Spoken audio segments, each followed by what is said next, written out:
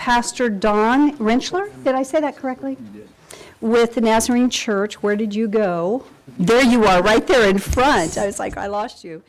Would you like to open us in prayer this evening? And thank you so much for your years of service in our community. And thank you for opening us in prayer. And he'll say the pledge too. And you'll say the pledge afterwards. That's okay. So, Lord, I want to thank you for the honor that I have to represent our city council, our mayor, our community leaders, all the department heads, to represent them to you tonight. I think of the many times that we've asked for your help and your guidance, and recognizing that you have given it liberally. So one more time tonight, we ask that you would give a generous amount of wisdom, and that you would help each one as they deliberate and make business, that there would be just your thoughts involved in that your will could be done kindly. We thank you that there are people who are willing to serve, and we pray that you would continue to add your blessings upon them. So may tonight be a good meeting, blessed of you, and we ask this in the name of Jesus our Lord. Amen. Amen. I pledge allegiance to the flag of the United States of America and to the republic for which it stands, one nation under God, indivisible, with liberty and justice for all. Thank you so much. Thank you. Let's begin with roll call. Rodriguez, Here. Bruner, Here. Levi, Present. Haverfield, Here. Bauer. Here. I guess I would be remiss not to say welcome to everyone that is here. We have a full crowd tonight. And thank you for joining us this evening. And for those of you clear in the back, there are some seats here, so feel free to come on in. But thank you for joining us this evening. So the first item on the agenda is the consent agenda. And I don't believe I've got any proposed amendments to the agenda. Does anyone know of any? Seeing none, I would stand for a motion to approve the consent agenda as stated. So moved. Second. Any further discussion? Roll call. Rodriguez, Yes. Levi, Yes. Bauer, Yes. Bruner, Yes. Haverfield. Yes. We do have a proclamation this evening, and that's the next item on the agenda. And this is for cabin fever reliever and Diane oh, I'm messing it up. Thank you so much. We'll be here to speak in just a minute. Diane, you can make your way forward as I read your proclamation. Thank you. I'll let you introduce him as you come forward. So this is a proclamation on behalf of Cabin Fever Reliever Day. Whereas it is the mission of Kids First Cast to help build and sustain healthy communities by providing education, conservation, and outdoor recreation in a safe and inviting environment for kids and their families. And whereas there is a little something for everyone at this day, for kids from archery to boat safety to fly fishing, tying flies, and casting, all designed for kids and kids at heart to learn great and healthy outdoor activities without wet mittens and snow-filled boots. And whereas Kids First Cast is committed to providing children with positive experiences where they don't just learn about fishing, they also learn the importance of family and respect and forming lifelong friendships. And whereas Kids First Cast fills a vital role for families in our community to introduce their children to a world of fishing, and whereas the City of Nampa is honored to recognize the efforts of Kids First Cast and all those who provide an outstanding example for our youth and our community. Now, therefore, I, Debbie Kling, Mayor of the City of Nampa, Idaho, do hereby proclaim February 8th, 2020 as Cabin Fever Reliever Day in the City of Nampa, and we encourage all citizens in the City of Nampa to congratulate Kids First Cast on their efforts to educate our children on the fundamentals of fishing and conservation, and to join in the events and activities of this special day. So thank you so much. Would you like to share with us just a second? You can go right there to that microphone. And how many people have gone to Cabin Fever Reliever Day? I think several of us have. Fun day. So we will open up the doors at least 1,000 kids for the day and probably over 4,000 people for a one-day event. And this event will have at least 13 different activities that kids will get to participate with a passport. They'll gain stamps. And then at the end of the day, they'll all get a goodie bag, and they'll also get a lot of freebies from the community. And all those that have supported Kids First Cast and this event, thank you so much. You're terrific. We rely on your support each and every year. So thank you for allowing us to do this. Larry, would you like to say? Yes, I'd like to thank the city of Nampa because back in '93 and in the '90s, Mayor Winston Goering was one of our best supporters here in Nampa. And Nampa is our base, and we're proud of it, and we're proud of all the participation, especially from the families. That's what counts. We encourage single-parent families to come. We'll show you what it takes to go out camping and fishing. Just a lot of fun activities, and the kids really enjoy it. So come on out, talk to us. We'll show you some stuff, tell you where to go fishing, where to go camping, whatever you want to do, because this state is great for outdoor activities. Thank you. Thank you so much, and thank you for the volunteerism and making a difference in kids' lives. We greatly appreciate it. I am going to change the order of our meeting just in one area. Thank you, Rick. You were just getting me ready, and I just shifted it. I would like to move to, it's actually under mayor and council comments. We have a recognition of someone very special this evening, and I would like to move to that next. And it is Mr. Noe Rodriguez, recognizing him for his community service with the Nampa Optimus football. So shall we just move down to the front? Yes. And probably. begin? Let's just do that. Yeah, let's Okay. do that. So we'll be right there. The whole council? Well, however you want to do it, you need No, to. go. you're the mayor, you do No, it. you need to come with me. You guys are a lot of help, aren't you? Yeah, I want you to jump.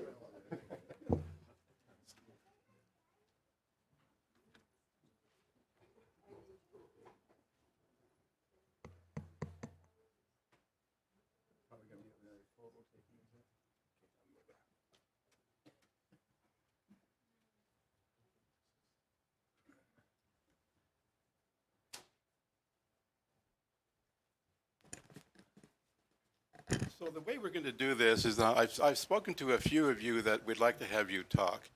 And however, if you want to say a few words about Noe, you'll have 3 minutes. If you can only come up and say 1 minute worth, that's okay too. Because this is about him, it's not about our time limit. So Mayor has a letter that she will give to Noe, and then we'll have Darren from the Parks and Rec. Then we'll have Chief Huff from the Nampa Police Department, who worked with Noe in Optimus football. And then we'll have James Brown from the Civic Center. And then the other one will be Coach Dave Young from Skyview. But if you want to say a few words, please raise your hand, and we'll give you the opportunity. Okay.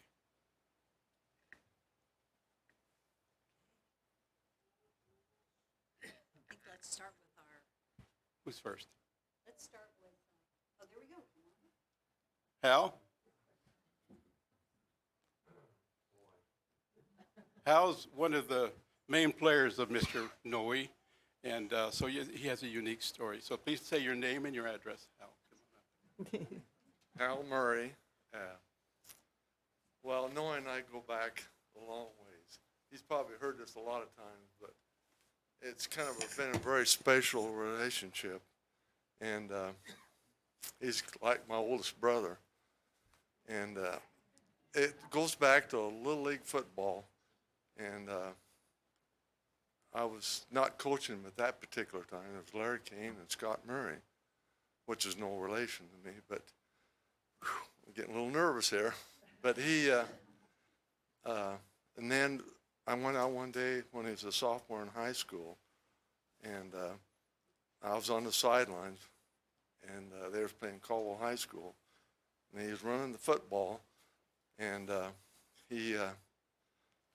here he comes carrying the ball, and they knock him out of bounds, and he gets up, and I know what he's doing. He's going after that guy And I reached out and I missed him. And he gets kicked out of the game. Sorry, Noah. But he went over and sat on the bench, and nobody's even around him. So I went over and sat down and started talking to him and this and that. And ever since that time, we've had such a special relationship. He'd come to my house and eat with us and stuff through high school. And so it's just been a special relationship. That's how I better quit on that deal. But that's Okay, Coach Young?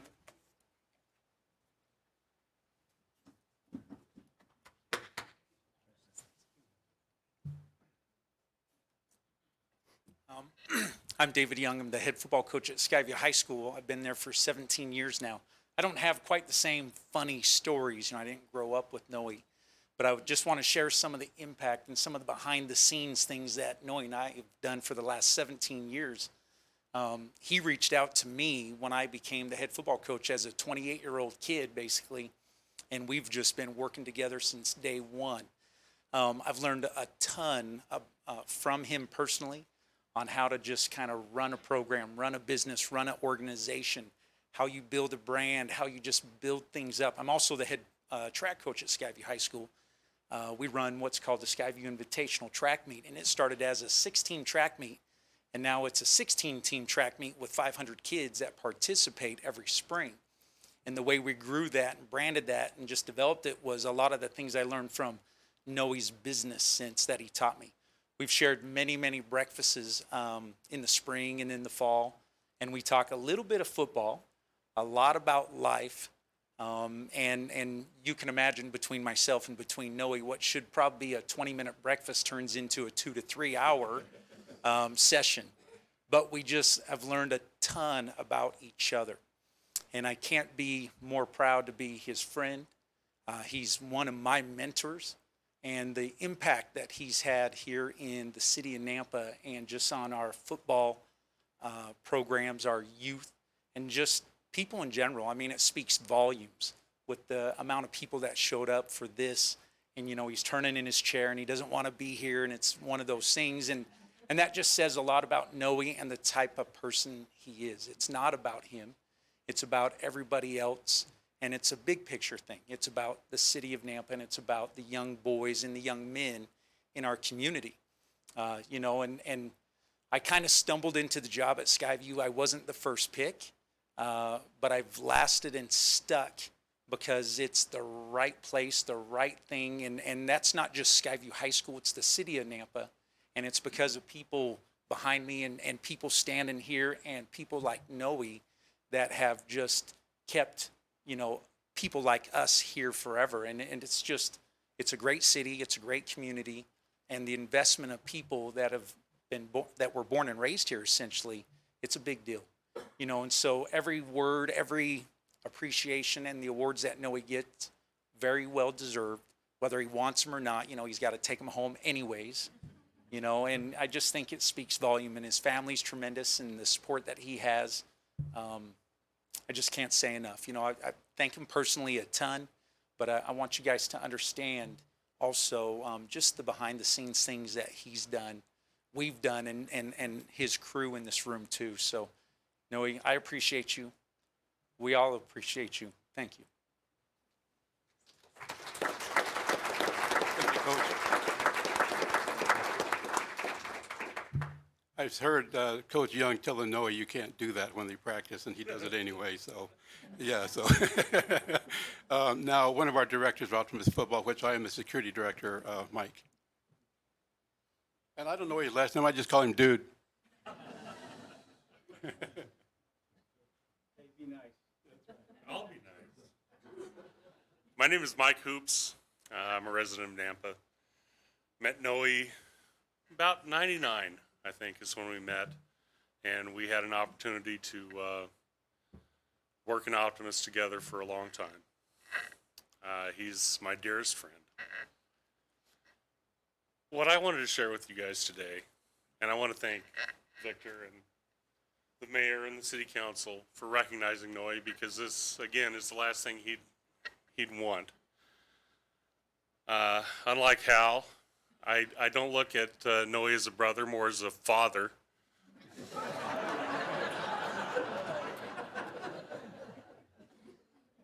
But I learned very early on from Noe about servant leadership.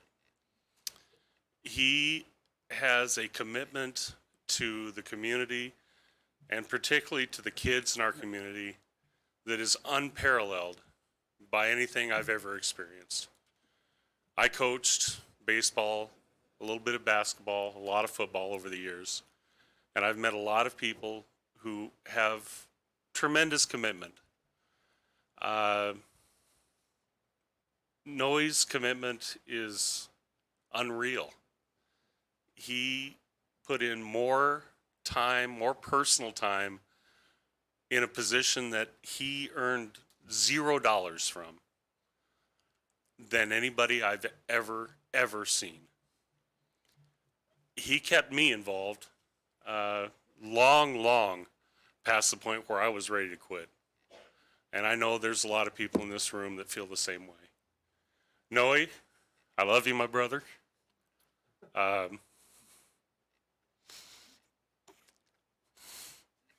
Sorry. You're my best friend.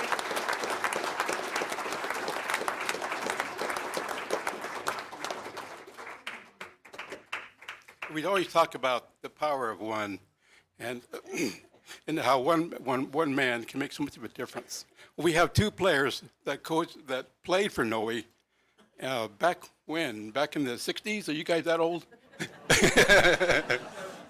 In the 70s. Come on up, gentlemen. I'm sorry I don't know your names, but these guys were little. Now Noe's little and they're tall, so. He's always looked pretty tall to me. Say your name now. My name's Mark Lisk. I played for Noe when I was just a little out of control boy. And he was probably 20, 21 years old. Incredible influence in my life. So this morning, I get up, I have a brand new puppy. And this puppy's running around, running amok, and I'm having trouble dealing with this dog. And immediately I thought of Noe. I thought, man, how could you control 25 little puppies like that? But he did a good job controlling us boys. We're all puppy-like. And I thought of a few terms that always come to mind. Hard work, repetition, diligence, ethics, motivation, respect, acknowledgement. Now, acknowledgement not in your own success, but in the success of everyone on that team, not just you. It was a team-oriented learning. And I take great pride in that. The success, much of the success that I've had today, I attribute to Noe. And he's obviously a great man.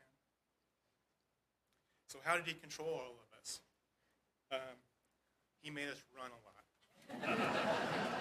That's pretty much it. We were in the best shape. I don't know if it's because we were so out of control, but we definitely were in the best shape of any team out there. That was great. And one of the young men on our team always had trouble in the physical part of it, bear crawls and all kinds of things. He always came in last, and not one member of our team ever ridiculed this young kid. And every time he finished, would clap and cheer. And this happened weekly at practice. And that always stuck with me throughout my life. And it created a very strong bond within our team and with me and Noe. And he later gave me some advice a few years ago, or he made a comment a few years ago that struck me particularly. He said, in a real short and simple statement, family first. And I think those elements that I learned with that young team as a young boy was family and family first. And that continues to affect me and everyone that knows him for the duration of their life. So thank you, Noe, for giving that gift to so many young men.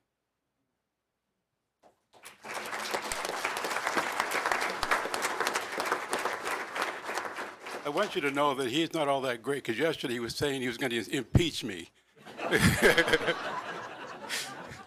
Just because I wouldn't bring him a Dutch bro. Really. So now, let's see, did I miss anyone? There's a gentleman here that's a Hall of Famer from NNU as a track as a track. I don't recall your name, sir. Would you please come up? Bud Kinsley, sorry. He has quite a story about Noe.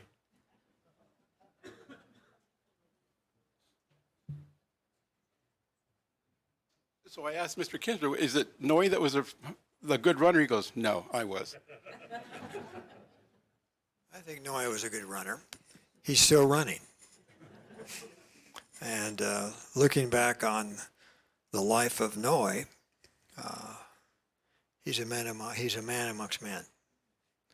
And probably one of the things that I could say in a short just span is that Noe is a mentor of mentors. And he's even a mentor to me. And I'm a lot older than he is. And it's a wonderful thing that this is a great celebration for Noe, and I appreciate the opportunity to say I love you, brother. And when are you going to start working again?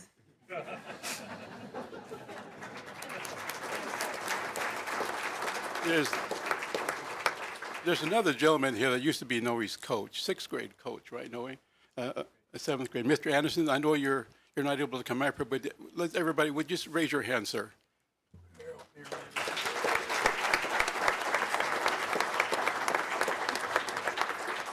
Okay, so now we're going to go with James Brown from the Nampa Civic Center. He's also ex-president of the Kiwanis Club.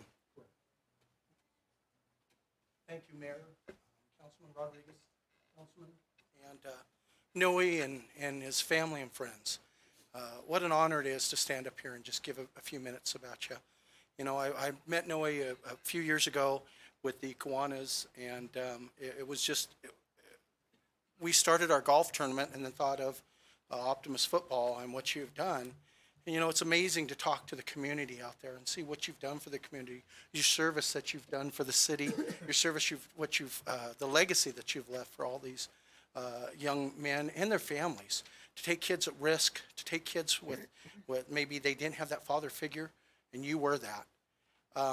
I only sat down and had breakfast with him, and by the way, 2 hours as well, one time, but, you know, he was a veteran. He's a Navy veteran.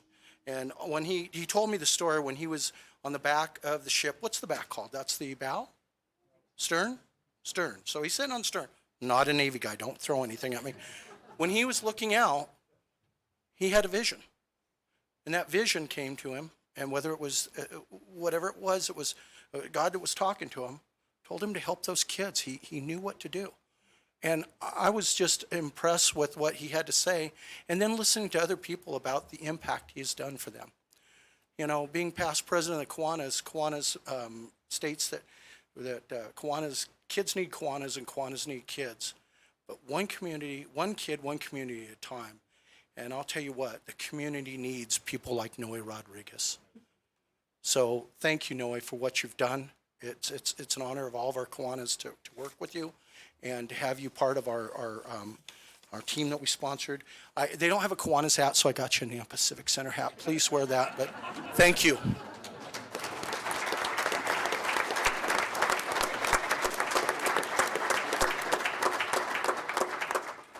Every year when the Kiwanis have a golf tournament in June, that the Kiwanis gives the money to Optimus Football and to the Mentoring Network. Two beautiful people. The other one is, of course, Donna Shine. So Donna, would you please come up?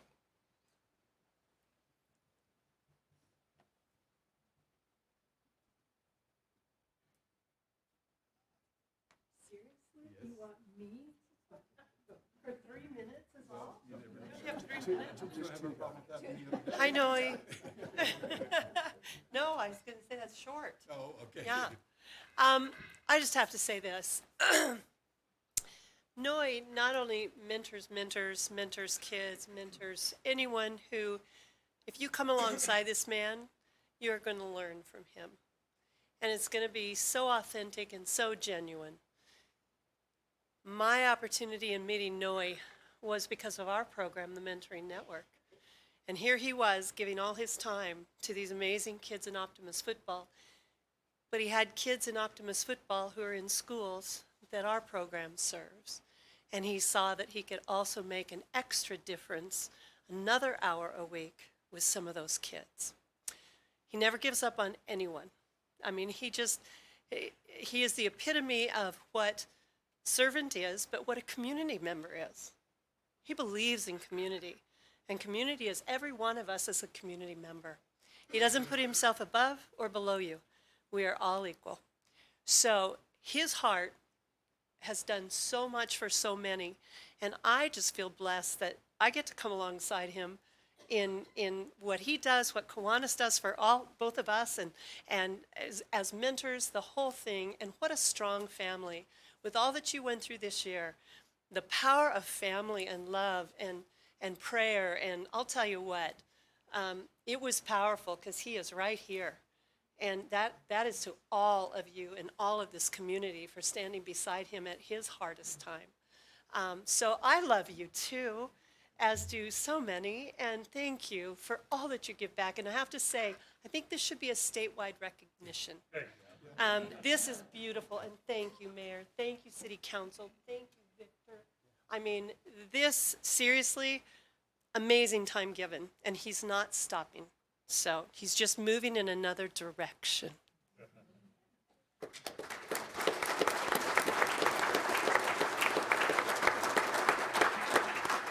So I'm gonna lighten this up just a little bit, and one of his best friends is Ron Bowen, and I'll tell you what, he has a whole different story about Noe, so.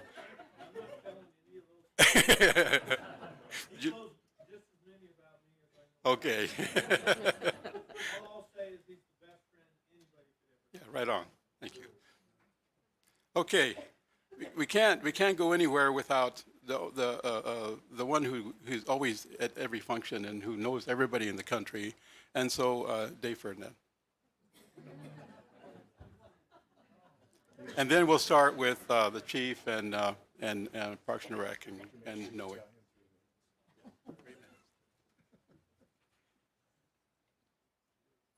I've known Noe since high school. There's a hardworking guy. But more importantly, is when you see this guy, you don't see the outside. You see the inside. When we started voting as the Treasure Valley Kiwanis Club to say, okay, who are we gonna get this money to? We want to raise thousands and thousands. And by the way, it's the second Friday of May, not June, just so you know.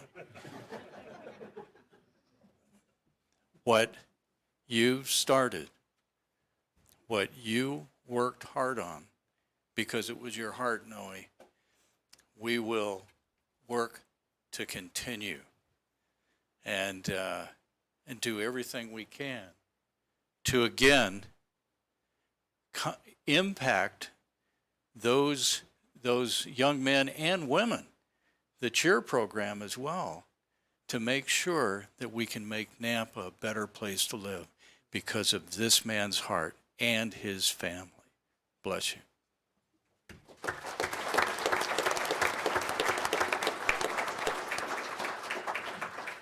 Okay, so let's hear from one of his family members. So Jane is here from California. So come on up.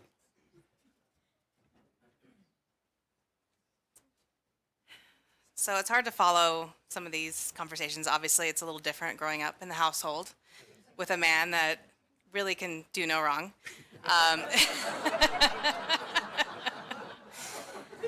So, and yet at the same time, obviously, you know, we would always have people coming up to us.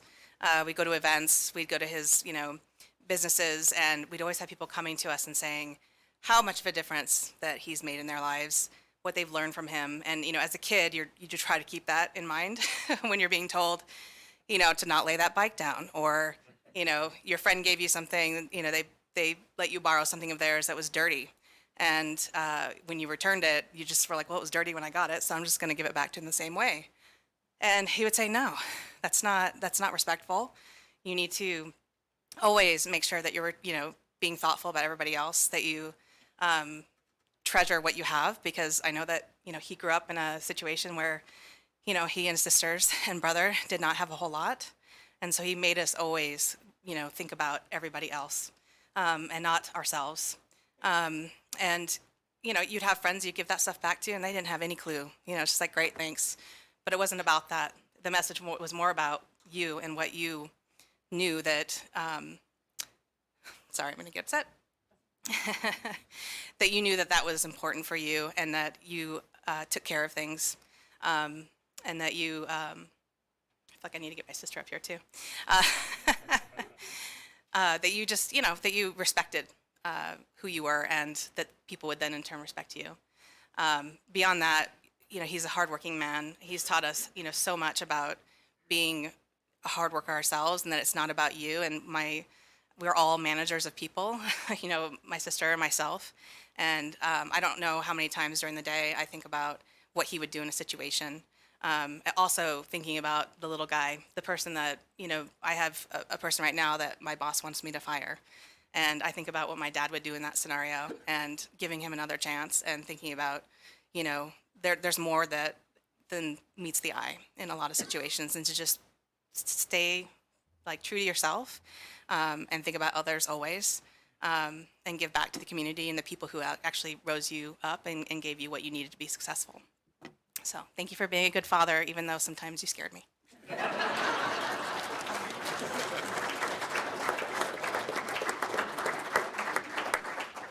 So before we prepare to have our certificates from Chief Huff and from Darren and from the mayor, is there anyone like to say a few words? Matt, come on up. It's principal from superintendent, sorry, Nampa Christian. Thanks, Victor. Hadn't planned on saying something, but if I had the chance, absolutely, to speak about a man that I first met coming to the schools at West Middle School in Lone Star as a mentor of kids that really needed a father figure. And to be able to hand them over to him for a half hour, an hour, and watching them come out with hope, that's tremendous. And then getting to coach under Noe in the Optimus Football League, what an honor. And I think it was said, if we had more of Noe Rodriguez type people pouring into kids, we definitely would have less jails. And I appreciate his servant leadership and what he's done for this community, what he's done for me, and how he's mentored so many. And just appreciate you, Noe. And you're transitioning to something else, and you're going to make that difference as well. So God bless you. Thank you, Noe.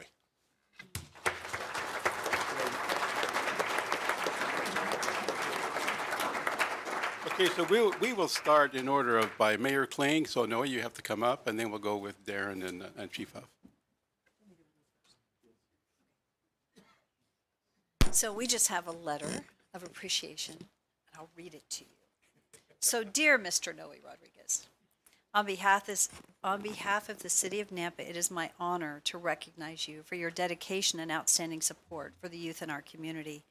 Between coaching and serving as the director of the Optimus Football League of Nampa, you have been a strong pillar of support and encouragement to Nampa's youth for several decades. Thank you for giving your time, talent, and treasure for the betterment of the young men and women in Nampa. Your willingness to teach life skills and core values, both on and off the field, have benefited the youth of recent years and will continue to benefit generations to come. You are an excellent example of how the dedication, mentorship, and vision of one person can change the trajectory of a young person's life. Thank you for the foresight to begin the Beyond Football Scholarship Program, which extends mentorship and encouragement to at-risk players, as well as creating an opportunity for young girls to participate through the creation of the cheer program. Our community is truly blessed to have you, Noe Rodriguez, and we sincerely appreciate all you have done through the Optimist Football League in Nampa. Thank you also to your wife, Janet, and to your family for supporting you and the Optimist Football League through the years. As you retire, we hope you take with you the satisfaction of living a life which inspired others to be the best versions of themselves.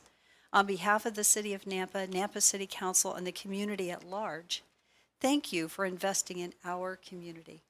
Your involvement has made a positive difference in Nampa, and your humble leadership will benefit generations to come.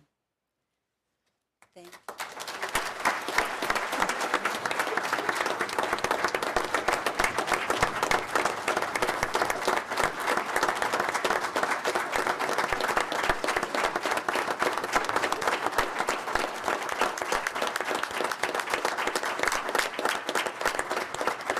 So we have two more things to give him, and then we'll let Noe say a few words.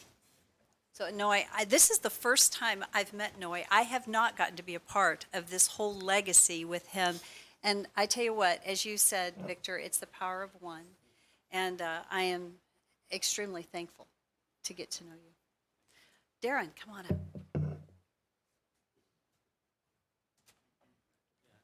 Thank you for coming, everybody. My name is Darren Johnson. I'm the Parks and Recreation Director for the City of Nampa. And so with that, I've had the opportunity to work with Noe for probably a little more than 2 decades, more closely over the last 10 to 12 years. And as we recognize Noe along with the mayor, we'd like to, our community, our department, would really like to share our thanks with Noe. Noe's special skill is being able to build partnerships. There's nobody better that can build partnerships better than Noe. He works with our staff. He doesn't just work with our senior level staff. When he works with us, he works with the people that are out taking care of the lawn, pulling the weeds. He's making everybody just feel so special. And so I've always thought if I could get to the point where my skills can meet Noe's in terms of building partnerships, I'd be headed in the right direction, but I certainly have a ways to go. We also look at Noe's passion. We would meet with Noe, our whole team would meet with Noe at least once a year, usually over lunch, and he would talk about the important things in life and the things that he would like to teach the kids. And as much as he loved football, we all knew that football was simply just a tool that he used to reach out and help the kids. It wasn't the main thing. Football wasn't the main thing. It was certainly the kids. Some of the things that he taught to be respectful to your teachers, do your work at school, be honest, work hard at the important things in life, and then he'd also tell the kids that he was helping, you need to wake up every morning and you need to make your bed. And I'm like, I didn't even know people did that anymore. But, I just shook my head like, yeah, making your bed, that's what to do.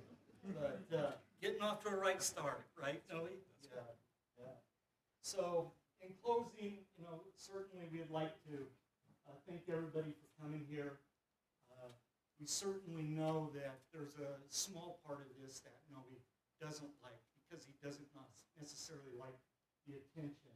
But it is so important for us, Noe, to be able to come here and thank you in this kind of setting, along with your family and your closest friends. And so, Noe, we have this recognition plaque for you. It says, in recognition of significant achievement, Noe Rodriguez, for serving Nampa's youth through Optimist football and beyond, Nampa Parks and Recreation, February 3rd, 2020. So thank you, Noe.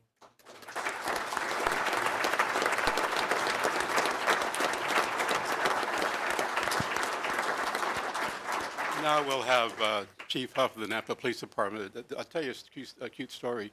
First time that Noe saw Chief Huff, he went. I don't know what to say on that. So, my name is Joe Huff. Obviously, I'm here representing the Nampa Police Department tonight. I guess being the last guy, it's like all I can say is I echo everything everybody has said tonight, Noe. You know, one thing that the coach and Dr. Wild said, I guess, that stands out. You see all the folks here tonight that are here in appreciation of you and everything that you've done. And I think it's important, like those two gentlemen said, it's the difference in the lives of the kids that you'll never know that you've made that difference in, you know, the hundreds and hundreds of people that have went through your program. And so on behalf of the Nampa Police Department, we too want to present you a plaque. It says, thank you from the Nampa Police Department in recognition of Noe Rodriguez for your 22 years of dedicated service to our Nampa youth and the Optimus Football League 2020. So again, thank you very much on behalf of the Nampa Police Department for everything. Thank you.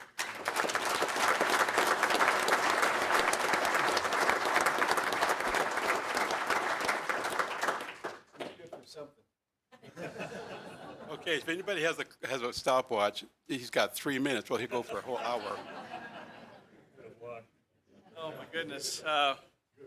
Thank you. I'm usually not at a loss for words, but there's been a lot of nice things said this evening.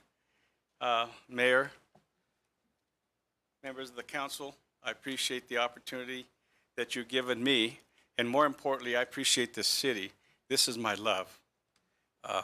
It gave me a lot growing up.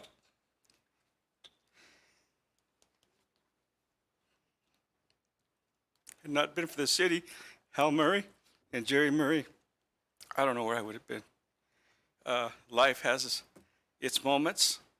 For me anyway, I've always felt that God has always given me the opportunities to make the choices.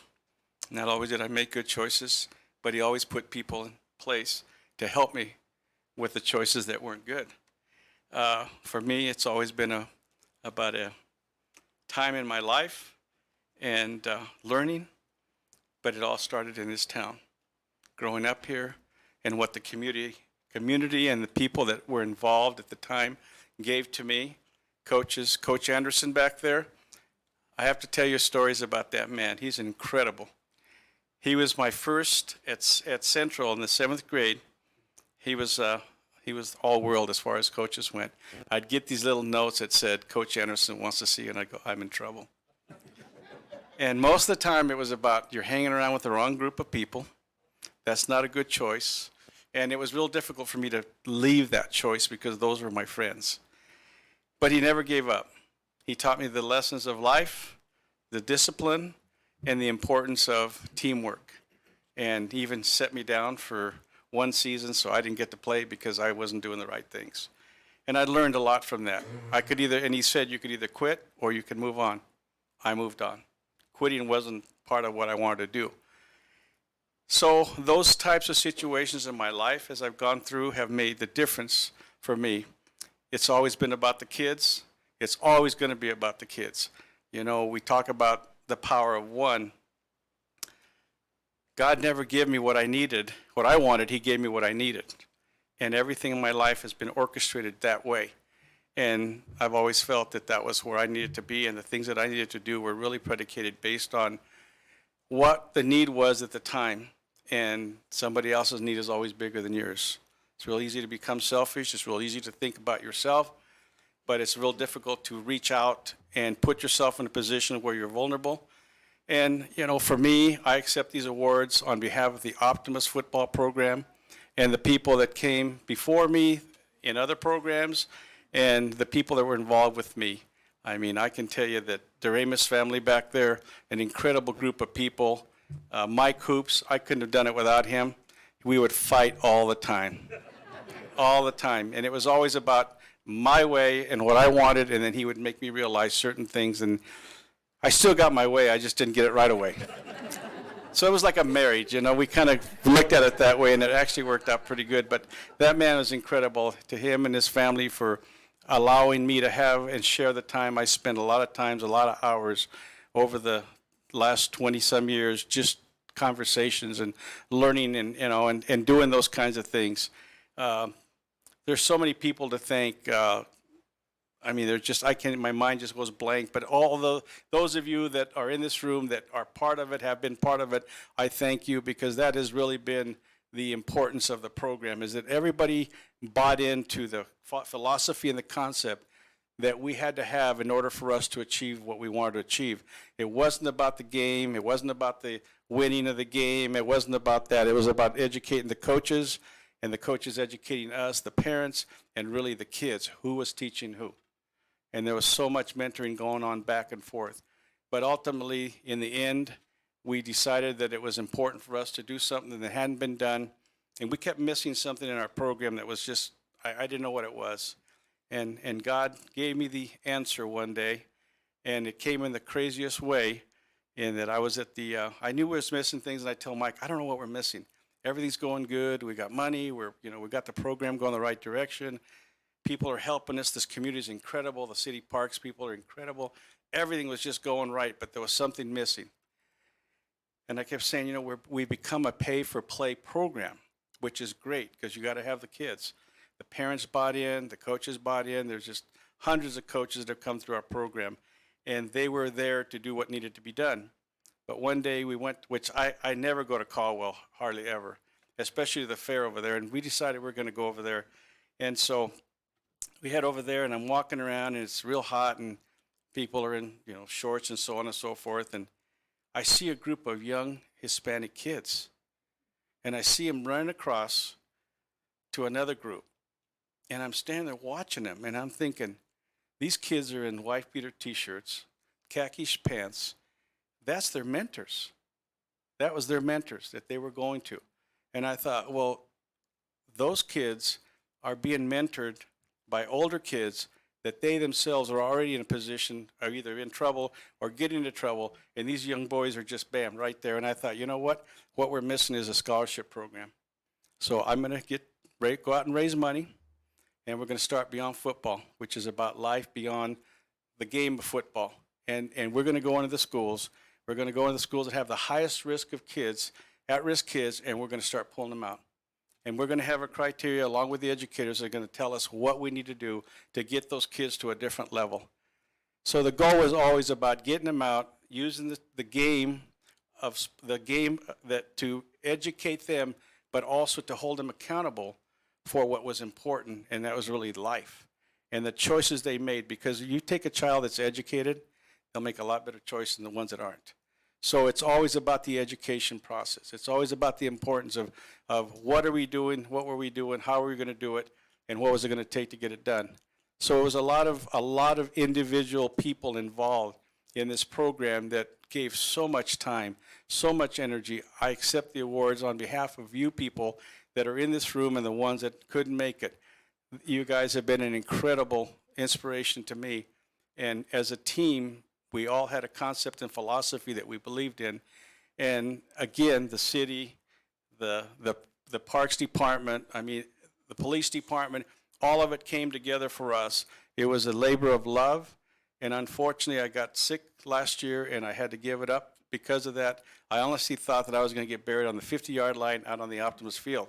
That was my goal. I thought, if I can just keep going and keep going and keep going, but I didn't know that I was going to get that point. But, I had to make some difficult choices. The program is in good hands.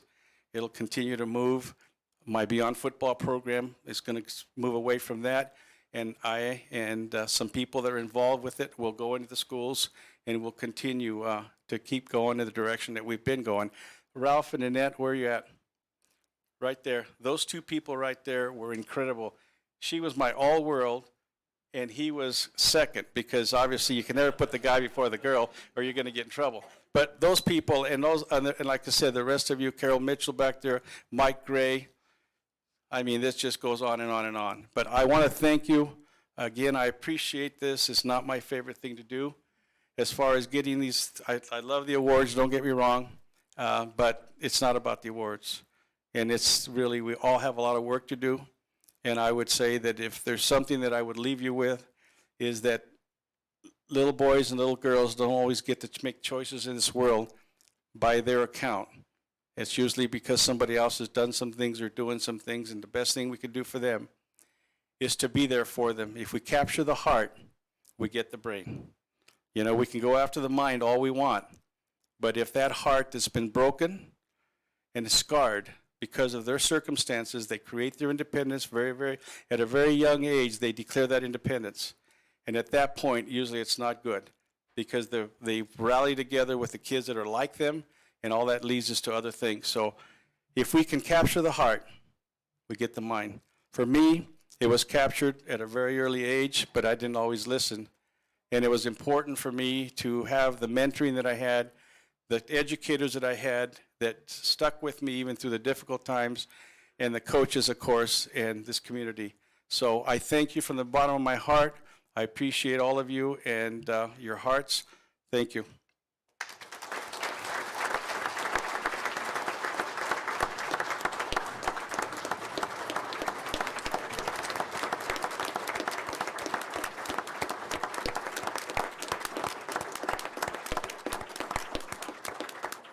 Okay, so everyone that's here for Noe, please sit down because you have 4 hours of city council to go through.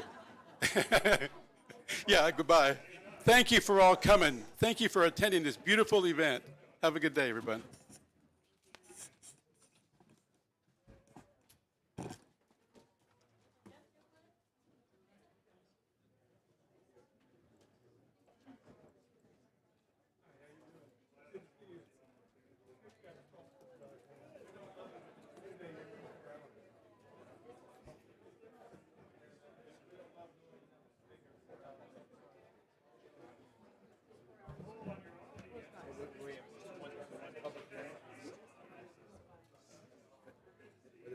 Other stuff done before that.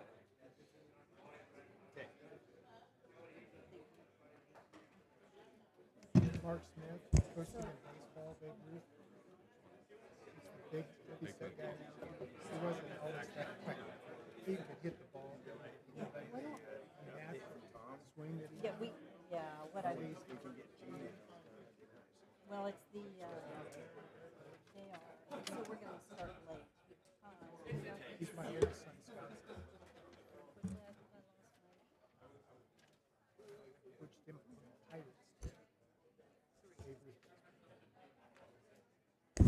Okay, we're going to get started really quickly. So hopefully we can do a transition in the back with those coming and going. We have public hearings at 7, which they're going to start a few minutes late. And Rick, you might let whoever's here for a public hearing, we only have one. We're probably going to be a few minutes late. Is the applicant already here for a public hearing? I don't see them. They're maybe not in the room yet. Okay. So this next section on the agenda is the opportunity for citizens that were wanting to speak on an agenda or non-agenda item. And I'm going to start. We have someone wanting to speak on the farmer's market. Julie, are you here? Hi, Julie. Julie, as you come forward, go ahead and restate your name and your address, and you'll have those 3 minutes. So thank you. Julie Bunzall for 11 Fifth Avenue South. 2 houses in the street down the road. I am with the Napa Farmers Market Board of Directors. I'm here to inquire about the permit, the rental fee we pay for Lloyd Square. We, if you don't know, are a small nonprofit, the Farmers Market, and have been part of the downtown Napa for 31 years. Right now, we pay $104 a week for the use of Lloyd Square, and next year looking at $140 a week. My question is, would it be possible to waive the fees of the year of $2,940 and the following years? There are many reasons why I'm asking the fees be waived. One is data shows many of the farmers only make 15 cents on the dollar. So money saved on the rental fee could go back into the market to help the vendors keep, sorry, I gotta go next page, their costs low, so it stays affordable for the customers. Also, we are pleased to announce that we are working with IFMA, that is the Idaho Farmers Market Association, so we can assist in our citizens and their food insecurities. So keeping money in the market creates a healthy and positive bond with the market and its community. We at the market are excited about the growth of downtown and its future.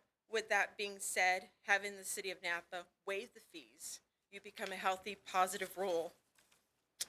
Next page. Promoting the Napa Farmer Market. The community sees this, and so will the local businesses. Furthermore, our neighboring cities, Meridian and Caldwell markets, have their fees waived for the community relations. And even a small town like Payette in Ontario, Oregon also do the same thing.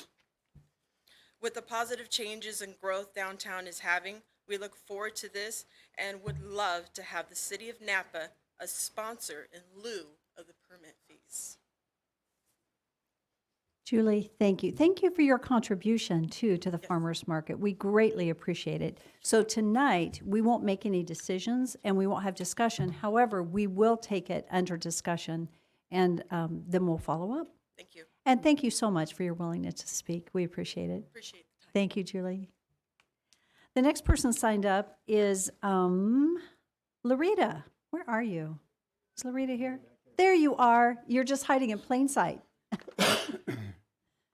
Go ahead. You know the ropes, says name and address and all that stuff. Yeah. Larita Shandorf, 1108 South Stanford. I want to speak regarding the 5.5 item on the agenda, Weatherby Estates deferral request. I want to speak in support of the City of Nampa engineer's recommendation to not grant the request to defer the curb gutter sidewalk requirements for the Weatherby Estates subdivision. The reasons for this request is that this subdivision is less than a mile from Columbia High School and other subdivisions, and it's less than 2 miles from connections to the Indian Creek Pathway, the city's pathway system. Although connections are not currently readily apparent, we know from experience that once these are deferred, they are very costly to put into place later when those connections are made. And at the very least, I would ask you to consider that sidewalks be installed in keeping with our Healthy Nampa goals, since research has made it very clear that the zip code and infrastructure of a person's neighborhood is a very important factor in a person's health.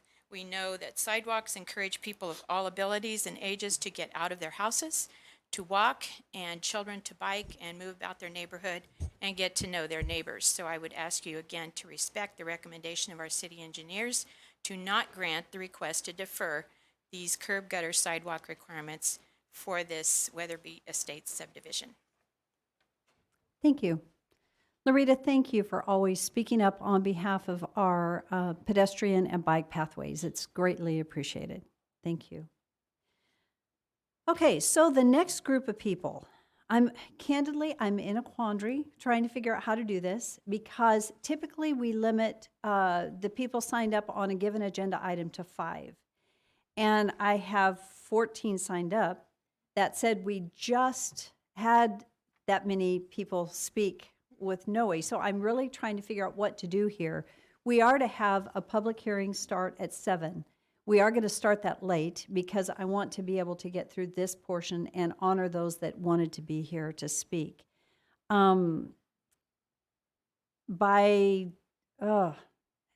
Typically we say we do limit it to 5. So what I think I'd like to do is, for some of you that are here, if you just do nothing more than stand and say yes, whatever.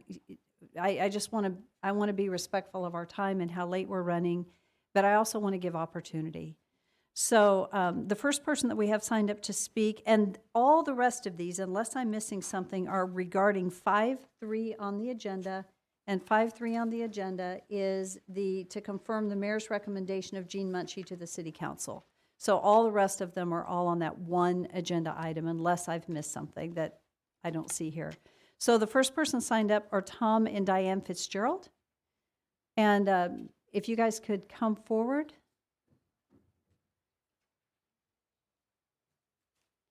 Do we need everybody to go ahead and give their name and address and everything? Probably. I have some of them. I don't know if I have them. I think we've got you at 1915 4th Street South. Would that be correct? Okay, thank you. And you will be limited, to that 3 minutes. Perfect. Hey. Madam Mayor, council members, my name's Tom Fitzgerald. I'm Gene's dad, and this is Diane. her mom. And it's a bummer that I'm first. Because as her dad, one of the things that I'm most inclined to do is defend her, protect her. And she has been under some attack. And so even though I feel like I'm preaching at my own funeral, I'll just go ahead and do this. I think it needs to be said. Then it'll lighten up. Good Someone said there is no limit to the extremes people will go to for the purpose of self-aggrandizement. And apparently we have such people here. People who would impugn Jean's character without knowing a thing about her, except for scurrilous nonsense posted to social media accounts by like-minded individuals. For me, this is deja vu all over again. I have encountered such people over and over in my lifetime, starting perhaps with Vietnam, in whose jungles I first became a conservative, and permeating even the church I pastored for 4 years. Yes, religion has its share. These are today's Lexus Christians, whose false religion includes the character assassination of those not in their clubs. Smiling, well-bred folks on Facebook, but blots on your love feast in reality. These fringe folks will always be with us. They are phony patriots serving not community, but themselves, morphing Jesus into an Americanized ultra-conservative, casting themselves as the, quote, watchmen on the walls, the guardians of all that is right and holy. Jean is a wonderful, thoughtful, responsible lady who literally lives the parable of the Good Samaritan. She is a true servant and not a self-server, and will remain so whether on the council or not. The community will always be a better place with Jean in it. And by the way, I voted for President Trump, and I intend to do so again.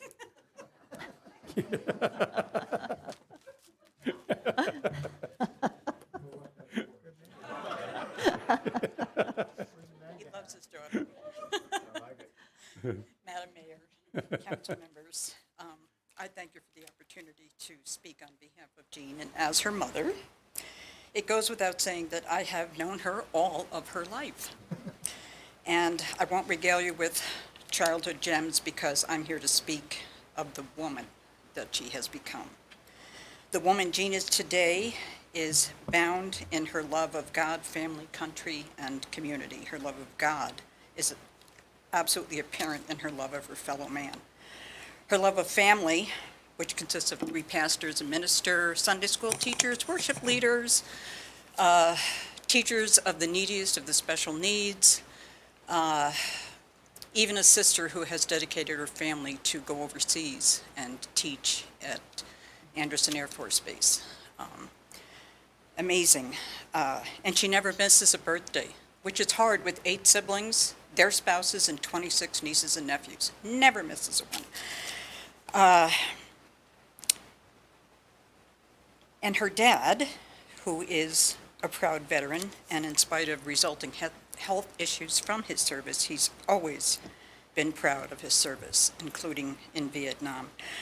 Jean's heart is bigger than I could ever have hoped for in a daughter. And it goes beyond sympathy and empathy directly to action. She's always espoused room for all. She's honored the best in everyone. Her experience at St. Luke's only attests to this for years at the Children's Hospital and currently as a community health manager. But above all, her desire is to serve the community she lives in and she loves. And I thank you for your consideration for her. I think you're making an excellent choice. Thank you very much. The next person is MC Nyland, Mary Nyland.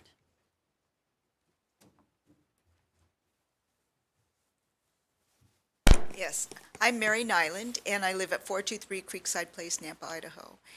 And it's just been meaningful for me to sit here tonight and watch this whole process, because what I see from the pastor, how we honor God and how we honor country when we start, and then we honor the citizens and the people that we have the honor to live and work with. and be our neighbors. And it's pretty emotional to hear that and to see that. And all I can think of, it's all these people and all this love and all this commitment that has woven the city of Nampa. And then I think of Jean, and I think she's part of that, and she's been a real part of that. And to give her a bigger role is such an honor to me and to the people that live in this city. Because, you know, even when you see that an angry father, isn't that part of our city fiber as well? We want people that stand up for the people that they love and that really believe in them and will speak out and not be quiet and not be meek, but will make those points. And I will tell you, I know Jean Mutchie. She's the best choice you could possibly make of anybody. I was so happy just to hear her name in that mix. So I just want to speak in her favor and say, I think all of you know her and have had the honor to meet her and to see that you know she'll be a perfect person to sit with you on this council. So, Thank you. Thank you. The next person is Luis. Luis, how do you say your last name? Granados. Thank you. I could not have begun to have said it so well. My name is Luis Granados. I reside at 10924 Cloudley Street, Nampa, Idaho. As a resident of Nampa and a director of nonprofit that operates here, I absolutely support and encourage Mayor Kling's recommendation of Jean Mutchie to fill the vacant seat. I have worked alongside Jean on a few projects, and it is not hard to see that this is a person who knows her community and the needs that are in it. I think the community would benefit greatly if this recommendation is approved by City Council. Jean's passion for this community and its youth runs very deep. I personally have never met a person as hardworking and as dedicated as Jean. Her leadership and organization skills are beyond incredible. Her addition to City Council will not only add, but complement the momentum of the great things that are already happening here. And I'm talking not just in Nampa, but in all of Canyon County. So again, as a resident and a member of this community, I completely encourage and support the mayor's recommendation. Thank you. Thank you, and thank you for all you do in our community, Louise. Claudia Dina. And you know, out of courtesy, not knowing, I'm just going to go through everybody. Go ahead and come forward. After Claudia is Teresa, and I'm going to have you guys just be ready. We'll move very quickly to make the process fast, and after that is Marie. So, thank you. Hi, good evening. I'm Claudia Dina. I'm a commissioner on the NDC, and I'm also a member of the community for the last 28 years. I just wanted to say that I want to speak on behalf of Jean Mutchie. When I heard Jean was considered for C3, I was in full support of the notion. I thought what a perfect candidate for the job. When I heard Rick, that Rick would be stepping down, I wondered who could take the place and fulfill all the good work he has done with the same heart and love for our community. I believe Jean is that person. My time working alongside Jean I've worked on numerous number of projects with Jean spanning over 3 years, such as the grocery shuttle, traveling table, and others. And I've taken notice that Jean is driven, caring, and gets the job done. She has a pulse on the community and takes initiative to assist the community at its needs. She's involved and has knowledge, experience, compassion, and his resourcefulness to equip our community for maximum support that makes it a point to know the facts prior to making a decision, which I feel is very important in your position. So I just am a support for your, I guess what you've called. Thank you. Thank you. Madam Mayor, if I may just interrupt, and I don't want to limit folks. I think there's other ways through the website and so on, but that is 5. And normally we ask our public hearing to start at 7. It's 10 after. I don't want these folks and great folks out here to have to wait on this decision. So I'm just asking. If you decide otherwise, that's fine. But I'm just wondering, as far as those who signed up to talk, would just go ahead and reinforce what's already been said. And we can move on with the rest of our meeting. So that is my request. So you're suggesting is that for them just to come up and say, I support Well, we've what's already had the been 5, said. which has been Right. our policy in the past as far as on any one issue. That's my request. So you know what we could do? I'd like to just have all of the rest of you that came with the intent to speak and support, just to stand? That way we can see if we don't have you speak, I would like to have those that had intended to speak and that came to speak to stand. Okay. So thank you very much. It's appreciated. And I thank you for your commitment and thank you for coming. And Mayor, if I may, if somebody's really committed and feels like they really need to speak, then fine. I just want to not delay the meeting any further. My name is Maya Ramos. I'm with the Nampa School District. I just want to say that I was born and raised here in Nampa, and I had never felt like I had a voice in our city until Jean made me feel that way. So she has this ability of also reaching out to the people who don't always feel like they have a voice or they have power, and to give us that power. That's all I wanted to say. Audrey, thank you so much. Is there anyone else that feels like that they have something to say that needs to be said that hasn't been said in support?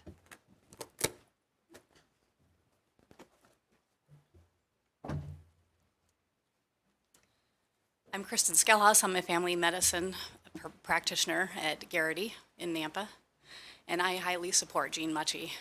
And I'll keep it very short, but I am speaking from my heart.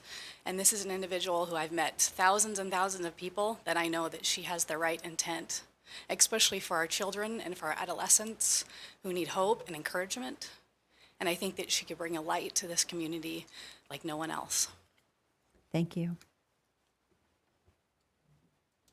I feel like, just to be fair, is there someone that had signed up that was not favorable? This is not a public hearing, but I feel like I need to be fair, that had intended to speak that was denied an opportunity or would feel denied.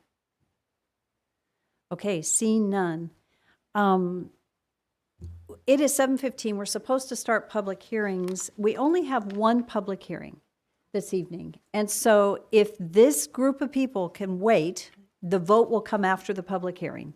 So if you guys don't mind just pausing and waiting, if someone has to leave, you're welcome to, but for those that can, it's only one hearing, so it isn't a long time. So did anyone sign up? I'm sorry? That's what I need. Go ahead and bring it forward if you would, please. Thank you. I just have to have it. Thank you. Okay, thank you very much. Okay, so this is public hearing 6-1 on the agenda.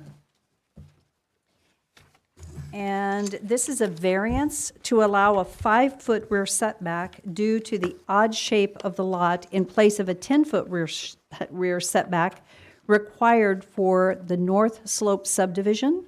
This is a single-family residential, 7,000 square foot minimum lot size planned unit development.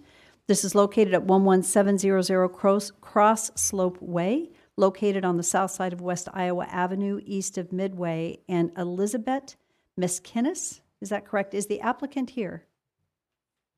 Thank you. As the applicant, go ahead and come forward. So have you been through this process before? Okay, so what we're going to do, it is a public hearing this evening, and as the applicant, you get to speak first. And then when you're done, we're going to do a staff report. And then after the staff report, we will open it up for the public hearing portion. And then we'll have you come back and give any closing comments. So go ahead and share with us your name, your address, and then you can tell us what you're hoping to achieve. My name is Elizabeth Mishkanas, and I'm the property owner at 11700 West Cross Slope Way. And I'm requesting a variance to allow a 5-foot rear setback in place of the 10-foot rear setback required for the North Slope subdivision to construct a new single-family residence. There's a buffer on the rear back of 25-foot landscape that exists, so we don't have any back neighbors. And the reason for this request is the odd shape narrowing on the west portion of the west property line that is approximately 50 feet in length. Perfect. Is there anything else? Are there any questions? Okay, we'll have you come back at the end and let you answer any additional questions. Thank you so much. Okay, Doug, thank you. Mayor and City Council, Doug Critchfield, Senior Planner. Information about the site. This is in an RS7 zone and medium-density residential land use setting. And it is in a residential setting, surrounded by residences and the golf course to the south. An aerial photo of the site, this is a little bit better view. You can see the 25-foot landscape buffer off of West Iowa. This is an odd-shaped lot. This property edge right here is 50 feet, and there's a 10-foot wide easement on this side. And the landscape buffer in question this evening is right along this edge right here. The current PUD requires a 10-foot setback off of this rear property line. The applicant is asking that to be reduced to 5 feet. The reason being is that and this is an 8,300 square foot lot. The reason being is that the residence that's being proposed on this lot, trying to fit it into this odd-shaped lot right here, if we were to cut this down to 10 feet, it would limit the size of the unit that can go in there. It would also, because this is the only access point to the south, this is the only place where the garage can be located to get the sufficient off-street parking. So this really does limit the space that we're in here. This is a view of the lot from West Iowa. This was taken 10 years ago. I didn't have time to go out today to get a picture of it, but this landscaping has grown since that time, and it provides a 25-foot buffer off of West Iowa. So because it's oddly shaped and this buffer exists, that we feel that as staff, that the council has the option of utilizing the variance action, which would allow a variance permit on a rear yard. These are all the criteria that the council could use to weigh this application. That it does, if we were to enforce the current rules, it would provide a practical difficulty for the applicant because of the site characteristics and the regulation. The literal interpretation and enforcement regulation would deprive the applicant of privileges enjoyed by the owners of the other properties, and this would not constitute a special privilege, and it would not be detrimental to the public health, safety, or welfare of the community. With that in mind, then staff feels that this would be an appropriate accommodation, and it would not have adverse impacts to the community. And with that, we bring the recommendation forward. Thank you. Mayor Kling. Yes. Doug, is it a 20-foot setback then on the southeast corner to the garage face? So it's a little bit less than 20 feet off of the garage face. Let me back up here. So this area right here, I don't recall the exact measurement, but it's a little less than 20 feet. But because of the distance between here and the garage, that constitutes the 20-foot setback. So. Seeing that that's a two-car garage then? Yes. The RV garage then is taken out of consideration, obviously because you're parking within side of it. Yep. Okay, thank you. Are there any other questions for staff? Thank you, Doug. Okay. So this is a public hearing, and we do not have anyone signed up in support of or in opposition to, other than our applicant. Is there anyone here this evening that had intended to testify on behalf of this particular application? Seeing none. Does the applicant have anything further that you would like to share? No? And council, do you have any questions for the applicant? Seeing none, that I would stand for a motion to close public hearing. So moved. Second. All in favor? Aye. Council discussion. Mayor Kling, it's quite common to use the center line basically the center line of a roadway or a pedestrian or a public access as far as the setback, as far as in construction. So if this was common to another lot, I'd probably have concerns about it. But since it's not, I support the idea of allowing this variance. Second. Is that a motion? Is that a motion? Okay. Okay. I'll second Councilman Haverfield's motion. Okay. And the motion is to allow the variance? It is. Yes. Are there, with the recommendation, or I guess there was recommendations with that understanding as well. were there any conditions? No conditions? I think there was one. I thought there was one. Was there one? Recommended conditions of approval. Again, it's just whatever the department would require, the staff would require. I apologize. recommendations. Yes, there were some recommendations from engineering, and it was primarily dealing with when the site is going to be developed, that they ensure that those utilities, that they locate those utilities before construction starts. Right, and you said there was a 10-foot easement along the west boundary as well that they're going to honor. Yes. All right, thank you. Thank you. Okay, we have a motion and a second. Is there any further discussion?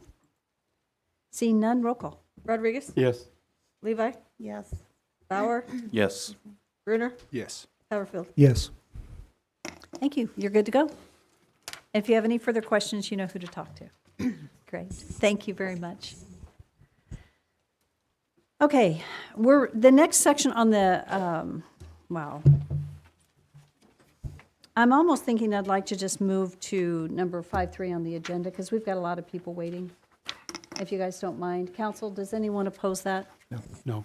Okay. So we're going to move to item number 5.3 on the agenda, and this is to confirm the mayor's recommendation of Jean Mucci, and I don't normally mess that up, good grief, to Nampa City Council Seat 3. As we get started, I would like to just real quickly share for public record the process that we went through to get to where we are. And we had approximately 27 people initially apply for this position. That number went down to 20 during the review process. We had 3 different groups that reviewed the applications. So what we initially did was we established a review team that consisted of 2 council members. As you all know, we're only allowed to have 2 council members involved in a process, and those were Randy Haverfield and Darrell Brunner.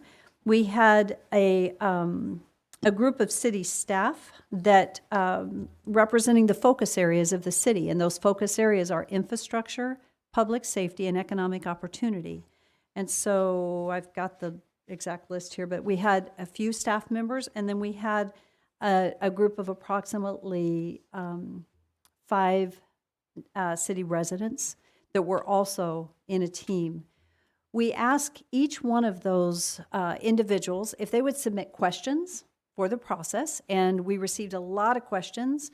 We weren't able to use all of them because there were so many, and we established a set of questions that we submitted to all the candidates.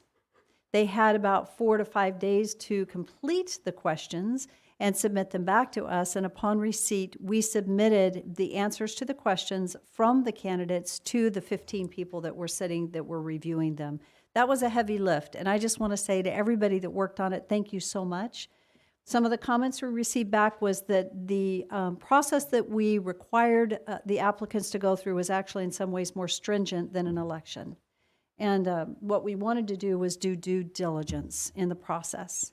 In the process, the outcome of the review of 15 different individuals, which I did not participate, Chief of Staff did not participate, what came back was a very decisive top 4. Those top 4 have been communicated publicly: Jeff Kirkman, Jeff Cornelius, Kenny Roten, and Jean Mucci.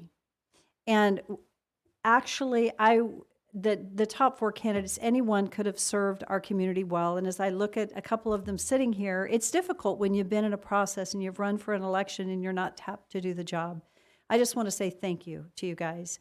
You're stellar, and I appreciate you a lot. And you know what makes community go around is the commitment to stay in the game and to continue to give and be a part of the process. So at the conclusion, we did do interviews. The interview team consisted of Randy Haverfield, Darrell Brunner, Chief of Staff Rick Hogeboam, which is also former council member, myself, and Curtis Homer. And we just went through another series, and the outcome of that process was that I came forward with a recommendation to nominate Jean Mucci to the seat. And so again, we have an amazing community and an amazing group of people, but I'm very pleased to nominate and ask Jean to fill that seat. So that is the process that we've gone through. I just want that to be public, what we've gone through, and then thank our other candidates, because I think you guys all know that I admire you greatly. So each of the candidates.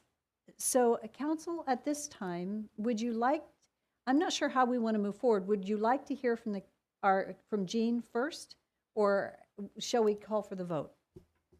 Call for a vote. Call for the vote? I'd like to say a few things, if I can. Yes. For Discussion. For discussion before. Okay. Are we doing that now? Or Well, let's call for the vote and then do discussion, which would be the normal procedure. We can do it either way. You don't have a first or a second? No, there was never a motion. Can we get a first or second? Yeah, there wasn't a motion. And then we'll move into discussion. Okay, Mayor Kling, yes.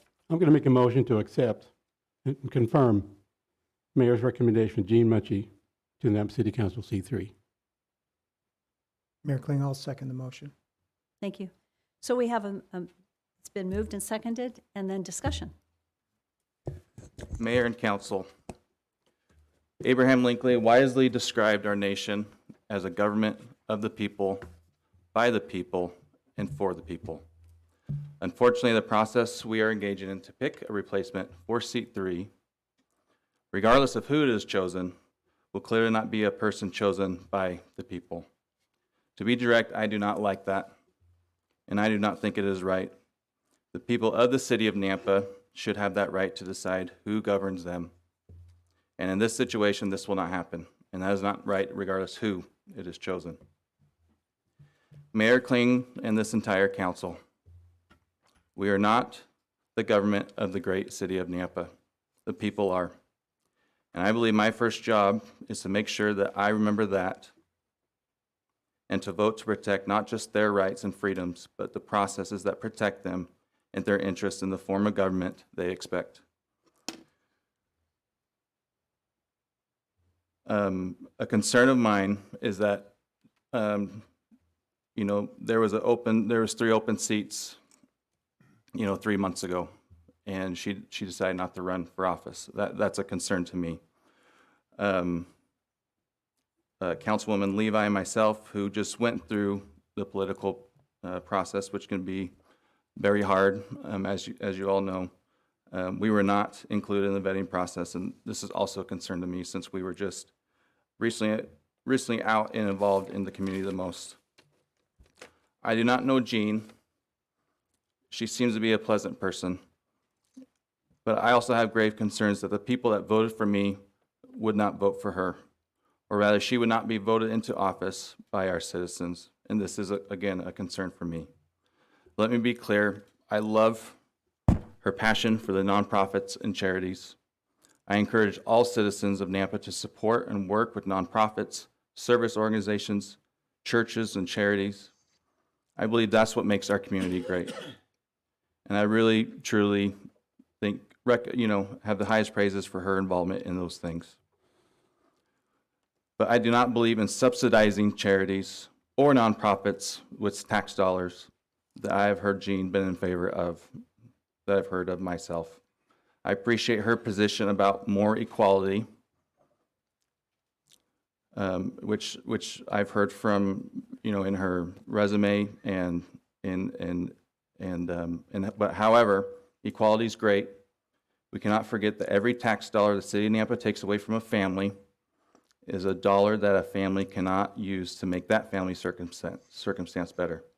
I am for equality, but accomplished in the right way, and I am for equal financial opportunity that begins with putting money back into the taxpayers' pockets so they can decide how to best invest their family's future.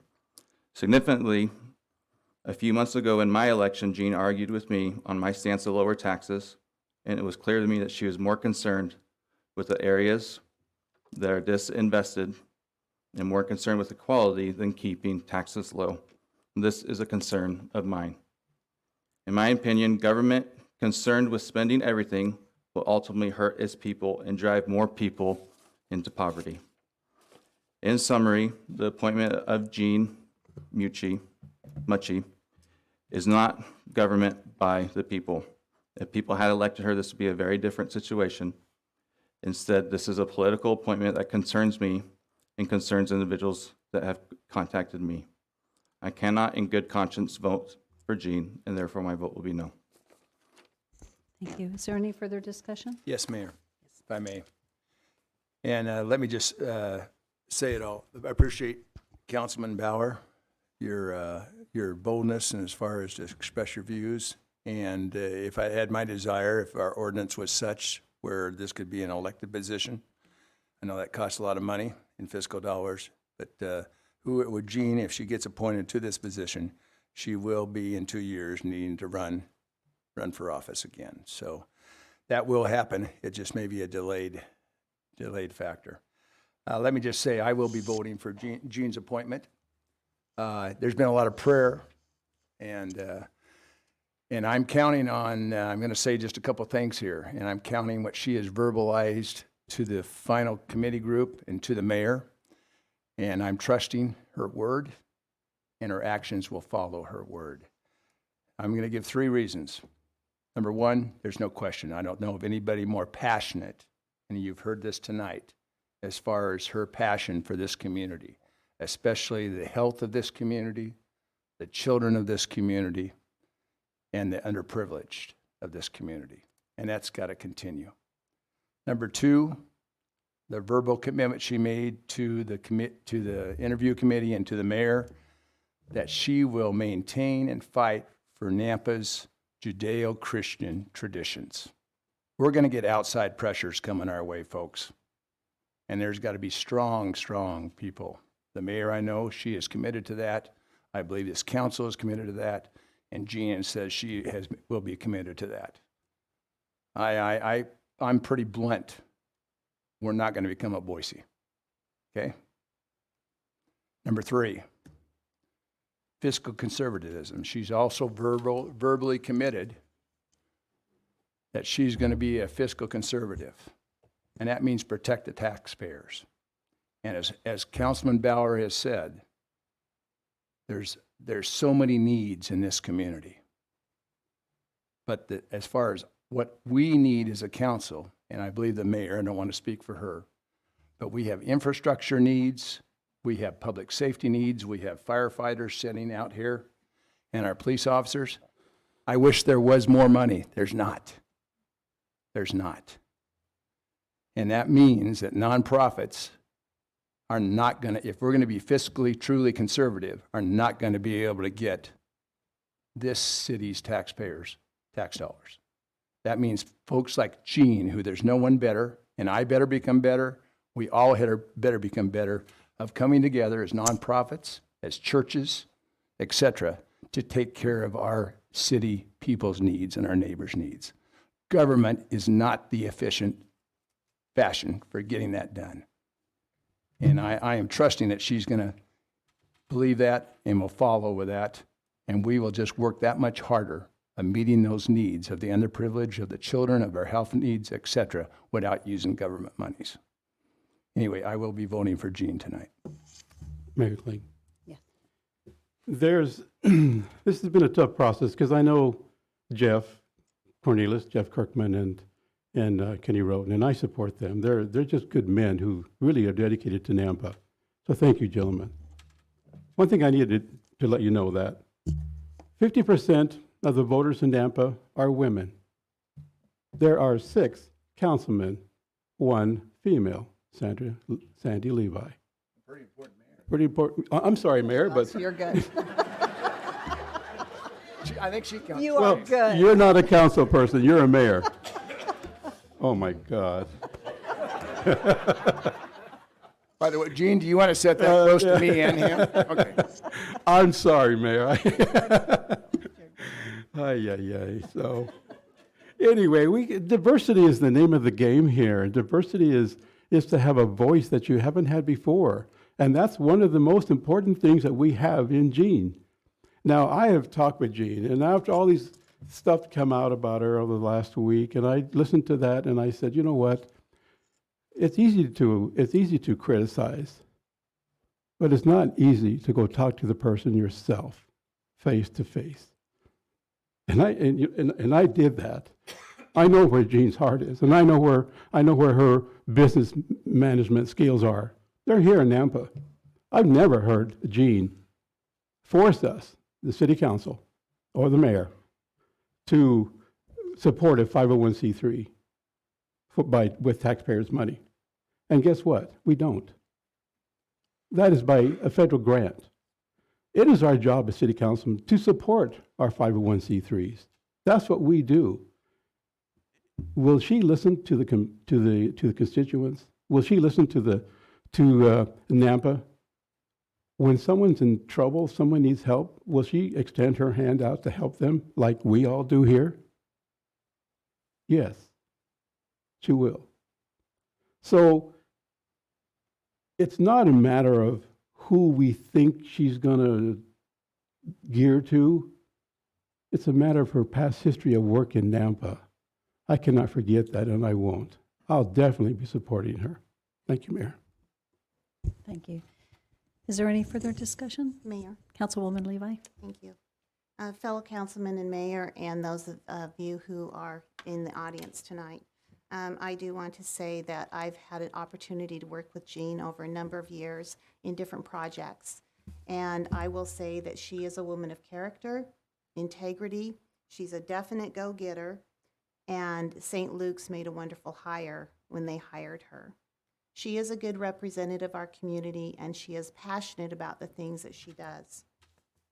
It's obvious she has a heart for community. You look at her resume. I don't know how many of the things that are on her resume are as a result of what she does with her employer, but I do believe, just from knowing her and visiting with her, that she would continue to do those things whether she was part of St. Luke's or not. We've had in-depth conversations, and I will say that we don't always agree on those conversations, but we're respectful about it. When I think about what it truly is to be an elected official, especially city council, we are your voice, and we're supposed to be representatives of the people in our community. And as you and I both know, not everyone in our community is always going to feel the same, and people do not always agree with me either. But that's what I'm elected to do, is to stand up for those I'm representing and standing up for my own personal belief system at the end of the day. So as I move forward, I'm going to ask one thing, and I want you to really hear me on this. I'm taking perhaps a different approach. I'm taking an approach separating the person and the position, and concerns I have about the position in general. And I believe that if you listen with your open ears, you'll understand where I'm coming from, because they're unanswered questions for me. And to comment on, I think, what one of the other council members might have alluded to, is when I have heard people raise questions about her character, her stance, or whatever, I have just encouraged them, please go talk to her. I'm not her. I can't make those judgments. Other people will make judgments, hopefully that they have the facts, but go talk to the source. I'm concerned about the conflict of interest. The conflict of interest being that her husband has worked very hard. He's dedicated to the city of Nampa. He holds a high leadership position within the fire department.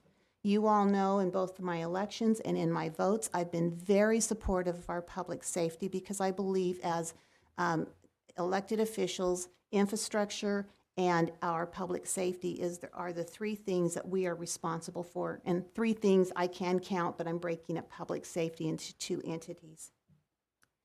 When I took office, I met with our legal department. And when I sat down and I spoke with Mr. Hilty, he went through process and we talked about different things.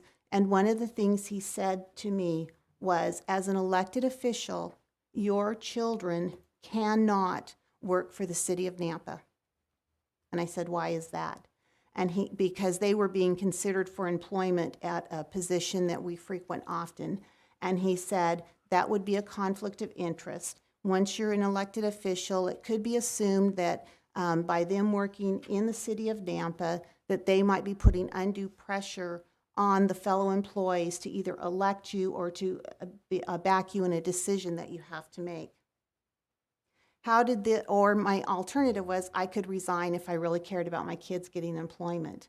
So how has this affected me personally? Because I have abided, and my kids have abided by that very thing that I was told by legal, is those two kids could not seek employment in the city of Nampa, and it had been in the works for a couple years off and on because they were waiting for them to get old enough to hold positions.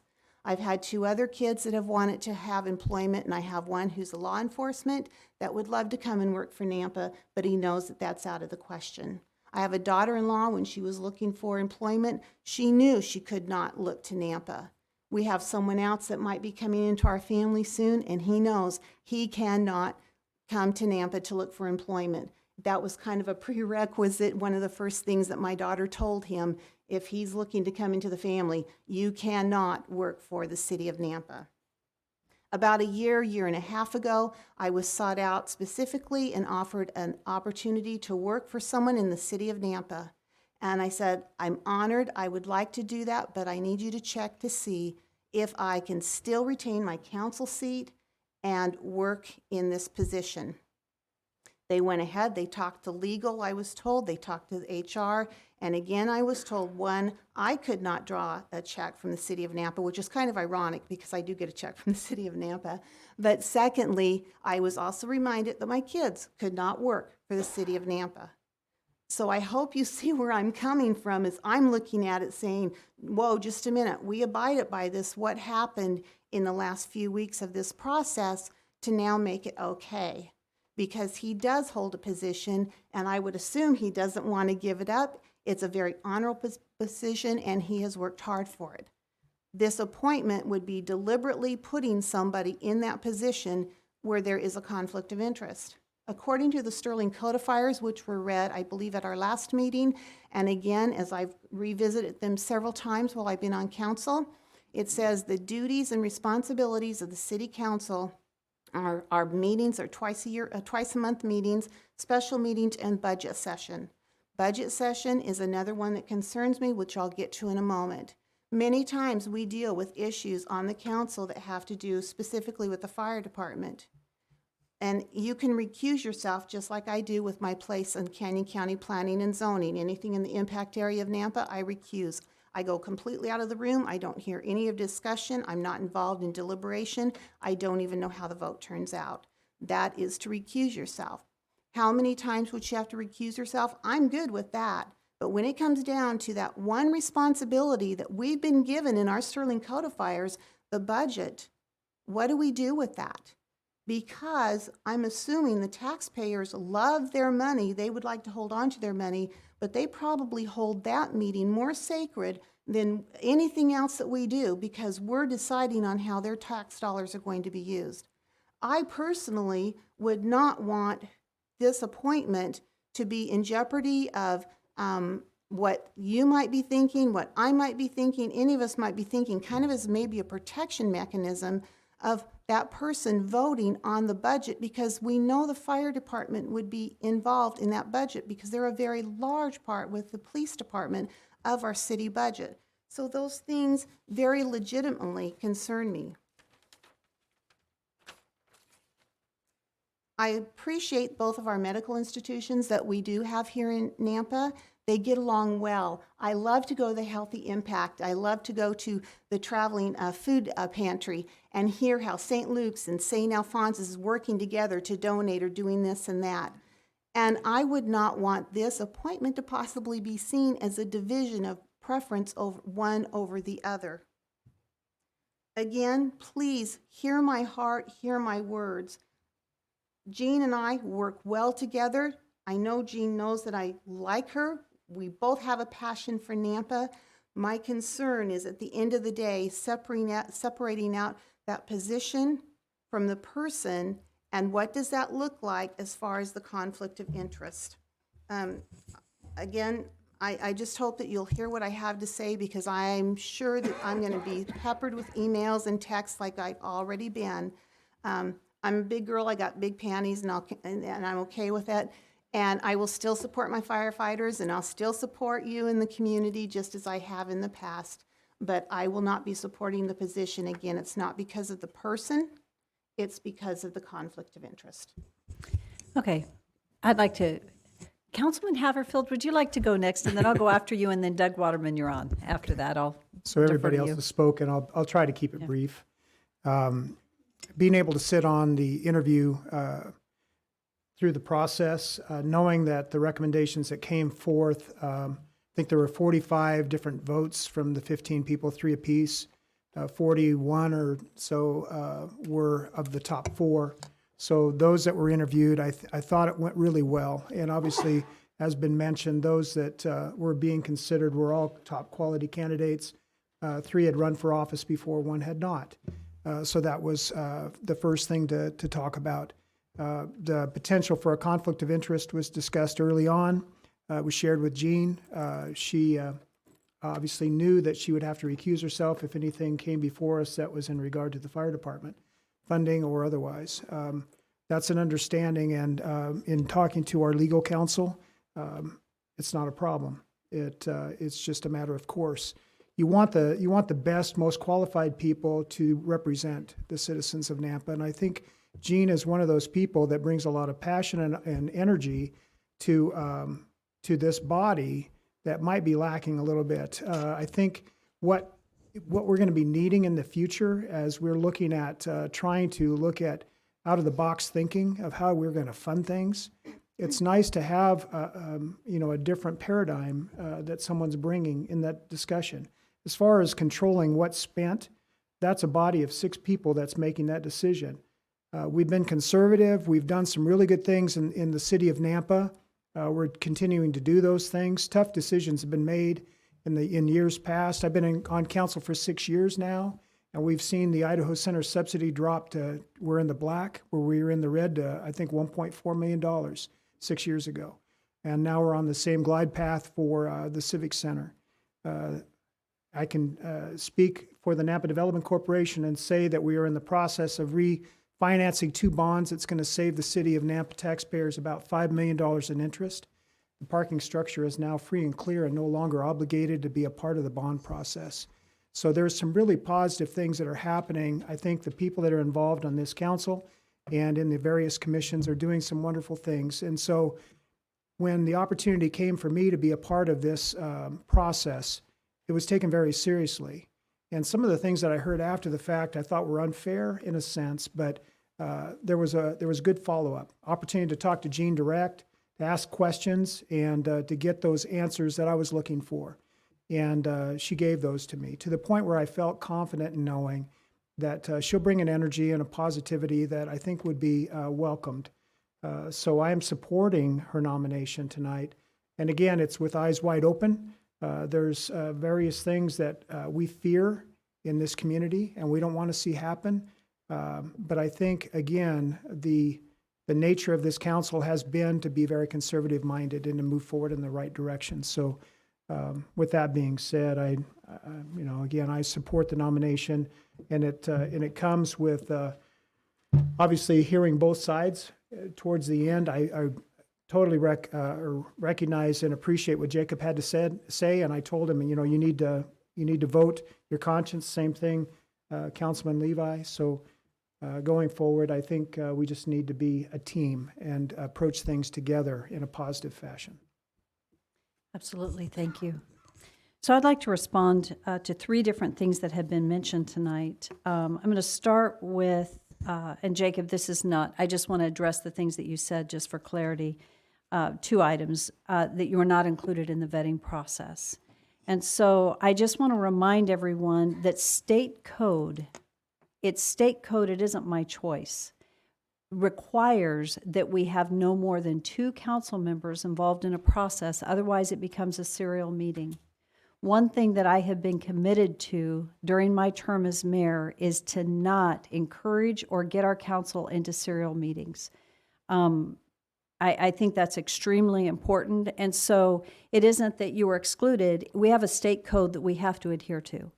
And what I did do as we went through the process was I sent the city council, they were not allowed to reply back to me.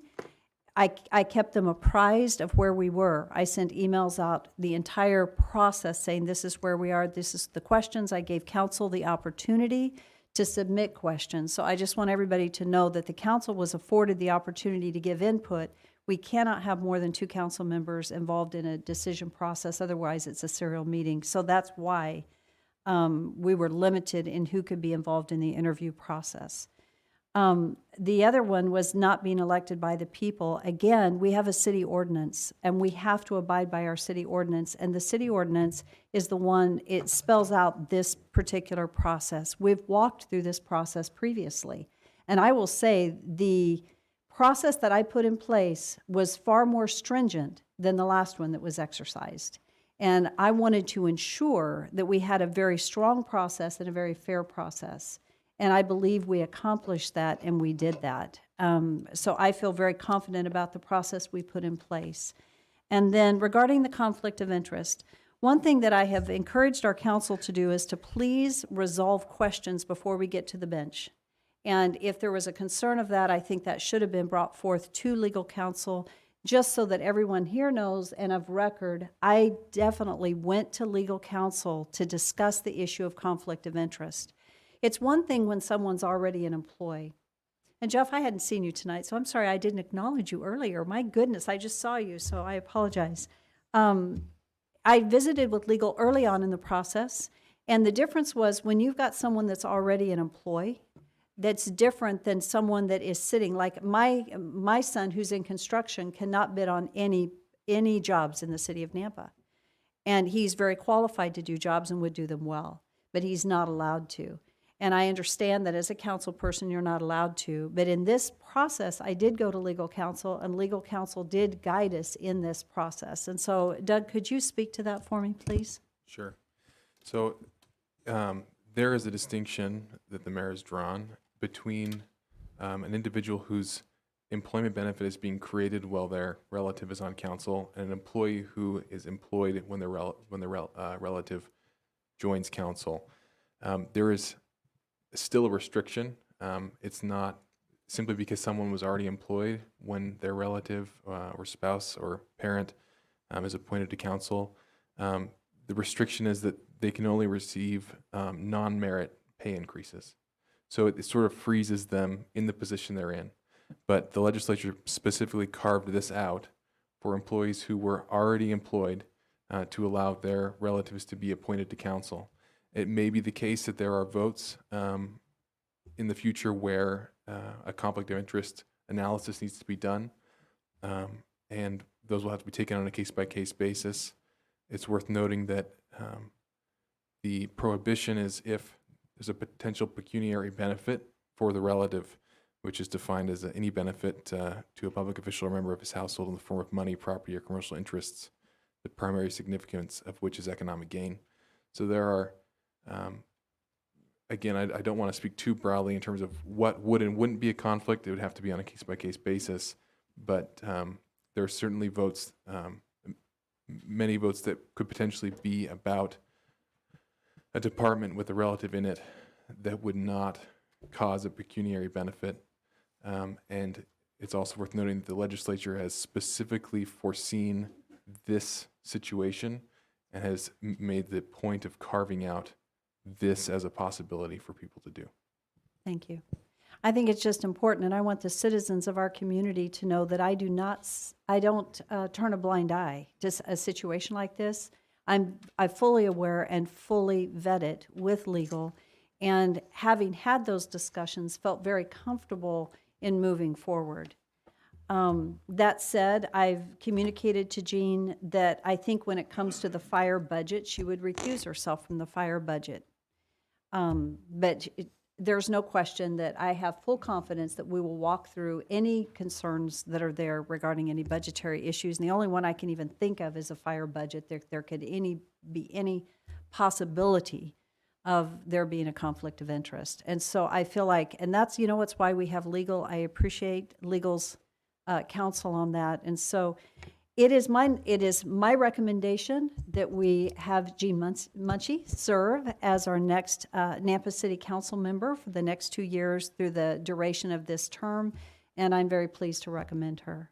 So that being said, hopefully we've addressed all the questions and discussion. Is there any further discussion? Call for the vote. Thank you. Roll call. Brunner? Yes. Levi? No. Bauer? No. Haverfield? Yes. Rodriguez? Yes. So with that, it is, we did check with legal in advance, and a 3-2 vote is an affirmative vote. And so congratulations, Jean. You will serve, and I would like to ask you to come forward and speak to us.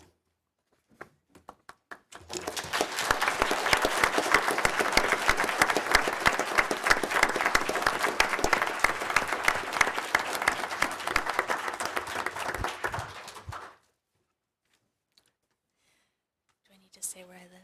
No. We know where you live. You are, you are in the city limits, right? Yes. Yes, we vetted it. We definitely vetted it. Already found that. Yeah. Madam Mayor and council members, thank you for allowing me to speak tonight as you've recommended my approval for Nampa City Council. People like Noe Rodriguez are the heartbeat and foundation of Nampa. This is who I aspire to be like. I want to acknowledge and extend my sincere gratitude to those who've attended this meeting on my behalf. It's truly humbling. To my family and friends, I love you and I appreciate the support you've shown. Mom and Dad, it's hard to talk backwards. Your lives have been in service to our country and God, and you taught us to lean in rather than to look away. You led by and set an example that has led to 4 of your sons also becoming pastors, and all of your children committed to making a difference in their communities and the lives of others. Jeff and Callan, I'm so grateful God gave me you. Walking hand in hand with you as we navigate this life is a joy. And Callan, the best gift I've ever been given is the opportunity to be your mom. My family and I have lived in Nampa and have served our community for more than 20 years. We've also had the opportunity to meet and become friends with incredible people. I've been overwhelmed by the support and encouragement from so many people across our community, reinforcing that we really do live in the greatest place. I've also been disappointed and troubled by what's come up. It feels like there's been an attempt to smear my character and my integrity, and that it was methodical and intentional. There were also patently false claims made against me, and it's really completely adverse to my beliefs and my values, and it's hurtful. My faith and my values are deeply held, and to have both intentionally targeted is hurtful. I've been a lifelong Christian, and my faith guides my principles. I also believe in the value of diverse opinions. Echo chambers and identity politics don't make us better people. They create the inability to hear other perspectives and experiences that are also part of the richly woven fabric of our community. I value deeply held relationships with all types of people, and I hope that's demonstrated by the depth of those supporting me tonight. I sincerely thank Mayor Kling, Rick Hogeboom, and those council members who've reached out to me specifically to engage in conversation and ask questions. Rather than taking it at face value, those who were seeking to destroy my integrity. I don't take service to our community lightly. I have a lot to learn from all of you. I'll make mistakes. But as confirmed, I pray for guidance, discernment, and the continued reminder that every voice in our community matters. We have people being taxed out of their homes. That's a real issue. We have public safety issues in our community. We have people doing yeoman's work all day and all night. The fire department is a second family to me. They have been here for us for 21 years, and we've gone through highs and lows together. You guys know what some of the firefighters and their families have been through, and we rally for one another. It's also people like Dr. Patterson and Luis, all of these people sitting here tonight whose voices matter.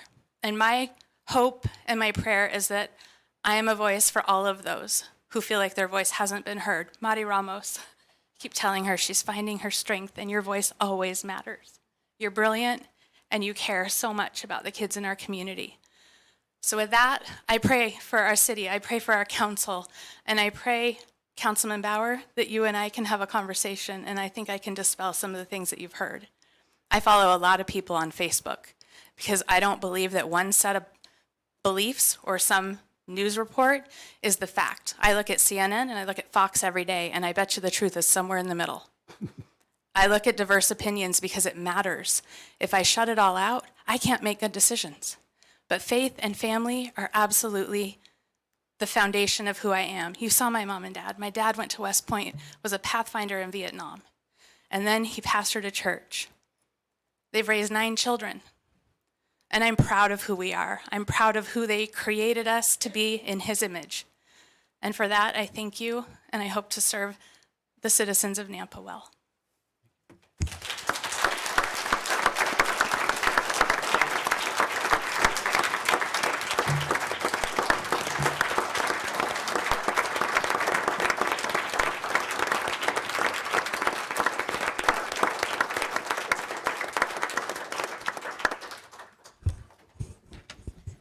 Thank you, Jean. Well said, and I look forward to working with you in this new capacity. Mayor Kling, Yes. if you don't mind, can we take a 5-minute recess? We've been here for 2 hours. Yes, we so have. Good idea. Let's do it. Thank Okay, you. 5-minute recess. We'll be back.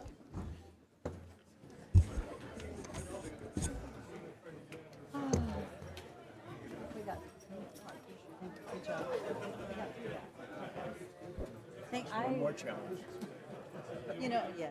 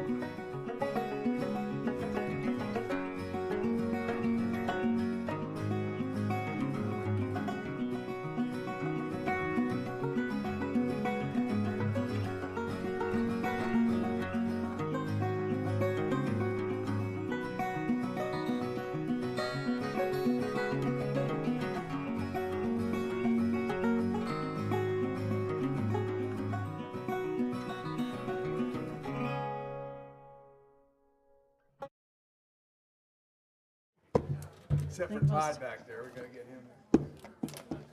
Is the lady here on the golf, is the lady here or just Todd? Linda? I don't know if I know that. Linda's not here. I don't see her. Yeah, that's right, you may know her. I would know her, yes. So you know what I think we're going to do, as Victor's coming? Let's go ahead and get started on mayor council comments, which is the next thing on the agenda. And the only other thing we need to talk about is scheduling our budget hearings with council. And so I would like for Doug to take the lead here, but we need to talk, I'm sorry, looked at Doug Racine, to take the lead here on kind of the schedule and the dates that you're looking at for the council budget workshop. Right. Mayor, City Councilor, if you recall last year, we ended the presentations right in the middle of the Snake River Stampede. That was a difficult time, a lot of scheduling adjustments. It also crossed over the 4th of July holiday. Part of that was unavoidable since I started late and we came into the process a little later. This year, we have the chance to do a little pre-planning and be ahead of the game. So we're actually starting our processes right now, the pre-planning going on. We hope to get into some position control budgeting by the end of February and be done with that by the end of March. We're starting early, even though we're still developing a very robust process. We are trying to get to an end date with a presentation to the City Council on June 18th or 19th. There is some degree of flexibility up or back either way, but we're hoping to stay out of July as a meeting with the City Council. And rather than or, it would be and, 2 days. Right, 2 Yes. days, both Yeah, days, I just correct. wanted to make 2 sure. days of Yeah. presentation. We are hoping to smooth the process a little, make a little more effective presentations to make the data more accessible, more readable, and findable in a budget book. So that'll be some of the changes. But last year, I know there were challenges and questions about individual schedules during the summer. So before we want to finalize this date, we wanted to share it with you to find out what opportunities we had with you on the 18th and 19th of June. I believe those are Thursday, Friday. Yeah. Doug, I forgot to ask you this, and I sincerely apologize. Does that give us a full 2 weeks ahead of that date to give the budget to council? I forgot to look at that with you, and last year we tried to do even more than that if we could, because it's a pretty heavy lift for council, so we need to be able to deliver to them the budget, the final budget for their review, and for 2 weeks We prior to have, the date. the current schedule calls for the final work by all departments and mayor to be completed from June 1 to June 5. Then giving from June 8 to 12 for final review and package assembly. So if we are a little bit diligent coming up front, we might have between the 8th and the 18th, so 10 working days or 10 days, maybe not quite 2 full weeks, but at least 10 days for which the council could have the packets in order to review them. Okay. So, let me ask a question. Is there a reason why, let me look at the June. Could we push it to the next Monday, Tuesday? The following the 18th and 19th? Yes, we could. To that next week? I think we started earlier, so if we could try and shoot for the other date, realizing we may need to go backwards, but we do have that option, yes. Well, I'm just thinking, because it's really about vacations, summer vacations with family, to make sure that you guys, that we all know that these are the dates we're going to set aside. So if, just to have you to have it longer, if we went June 22nd, the last couple of years, I think we did it on a Monday, Tuesday. How does anybody have any firm feelings As long as I have enough time to in advance? advance. Yeah. Okay. So when would the packets be given to us then? The hope is right around the 8th, give or take a day or two, depending upon planning. We'd just have to push our presentation up a little bit, our preparation up a little bit, but we probably could. And Mayor, that, again, your approach is to create a balanced budget to bring to us? We're actually, and we're going to talk, the last item on the agenda is kind of what's happening regarding property taxes, but yes, we absolutely are. Yeah. Okay. If that's the will of the council. That is, that- yes. Yeah. Well, That is the will of this councilman. we will, Depending upon what legislation comes out of the state Senate and House, we will bring a balanced budget.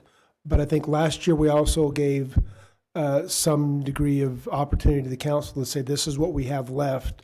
Are there guidance or opportunities for your, for you to make a choice or guide certain aspects of the budget? But again, Mayor, the directive by this council to the finance director was to approach a balanced budget with only using a 2% increase. So at what point do we kind of give you a directive on what direction we need to kind of lean, not knowing what the state's going to do to us? I don't think we're to that point yet. Probably, we plan on opening the budget for the general non-position control on April 1st. We will hopefully have the budget control options finalized by the end of March, meaning we have all the rainbow of opportunities, whether we choose to give COLA or merit raises or not. That'll be available as part of the information, hopefully, to us by the end of March. So I would say probably about the March, April time is when we need that guidance of where you want us to go. And then as we build the budget through the remainder of April and into May, we'll be able to affect that guidance as part of the budget. So Mayor, so I know Hubert knows out here, but when, I know there's no set date, but when does the legislature normally end their session? They want to be done by the last week of March. Okay. So we'll we should know know for sure where what's- that lands. 'Cause I think that there's, it's dependent a little bit on what decisions are made there. Right. So. So just so you know, where we're beginning at zero. We've communicated to everybody to we're going to start planning at zero, not knowing what the legislature is going to do. Zero increase then? That's Okay. where we're starting. The only challenge that we have is that we have a 1.5% increase already factored in with streets at 1%, and because of the positions that we approved half year, that's right. already a 0.5%. So we're going to have to see where new construction Right. lands, what Right. happens with new construction, because we're actually, with zero increase, we're already 1.5% in. Right. So, but we're going very, very conservative in the budget, and so, And that's where we were 6 years ago. yeah. It was zero. Yeah. And the next year was zero. But that's what got us on the glide path to get that levy down. Right. So now we're in a different glide pattern. We're seeing growth, and that's positive. But then again, if we're being subject to a mandate from the state level that is going to impact us, we just need to know what that is and how we absorb that. So I think that early April timeframe dovetails well with what the state legislature is going to do, and that gives us time to make directional changes before we finalize the budgets in, mid-June to present to early June to present to you. Yeah, and we'll be in touch, but just know that we're beginning at zero. That's where everyone's been asked to budget. Okay. So we'll just go from Yeah. there. Well, there will be some challenges we'll have to figure out, and like the mayor, I've given the direction. My example this morning, if somebody adds something in more than a pack of 12 pencils, I'm going to challenge it because we don't really have a lot of room to work with on the budget. But there are certain things that will be built in, certain increases. Health and welfare costs will go up. How do we deal with that? How do we try and offset that cost? There will be the contractual obligations with the police and fire and the unions. Those will go up. How do we deal with that cost? So we know some of those are coming. The challenge becomes, can we find offsets anywhere in the budget to help deal with those, and to what extent can we find the offsets? And that's what I want to be spending some more time looking at. Mayor Kling. Yes. I understand that according to our package here, the police department is going to apply for a grant. And that grant could, if they receive that grant, could give us some money from that. So is June a little too fast? I don't think they get the answer until June or somewhere around there. That could play a big part in our, in our Right. budget. When we get to that on the agenda, we will discuss it. But Okay. where the legislature is looking right now, it makes it very difficult for us to project for a grant of that nature. So, and we'll talk as we get to that, Okay. but, There still is a city match Right, there is. That's- I think they pay 75%, right, and we for pay the the other. first 3 years, and then it's 100%. Right. We have obligated ourselves to, because we've hired those people. Right. But Right. again, if we see an increase, I mean, I guess we'll get into it later, but it's part of the topic of conversation, obviously, Right. we need to have. And you're so right, because what we're all going down the road in our minds, and trying to think, how do we deal with this? Because we have need, we have opportunity for grants, but we also have budgetary commitments with that, and they're difficult decisions. But it's nice that I appreciate that council's already thinking down that road, and we'll just have to talk about it and figure out how to move forward. So, awesome. Okay, so let's tentatively, if you don't mind us pushing it back to the next Monday, Tuesday, which is that 22nd, 23rd, I think? Correct. Okay, we will send out a calendar appointment to everyone in an email, and we're going to ask that you block 2 full days, all day Monday, all day Tuesday. Okay. And thank you for your commitment to that. And that's an all day. Okay, tonight we do not have any agency or commission reports. Fortunately, we have a short agenda tonight. I am extremely thankful. This has worked out well, because we had big things big buckets on the agenda, but it's not long. So, staff communications with Tom is next.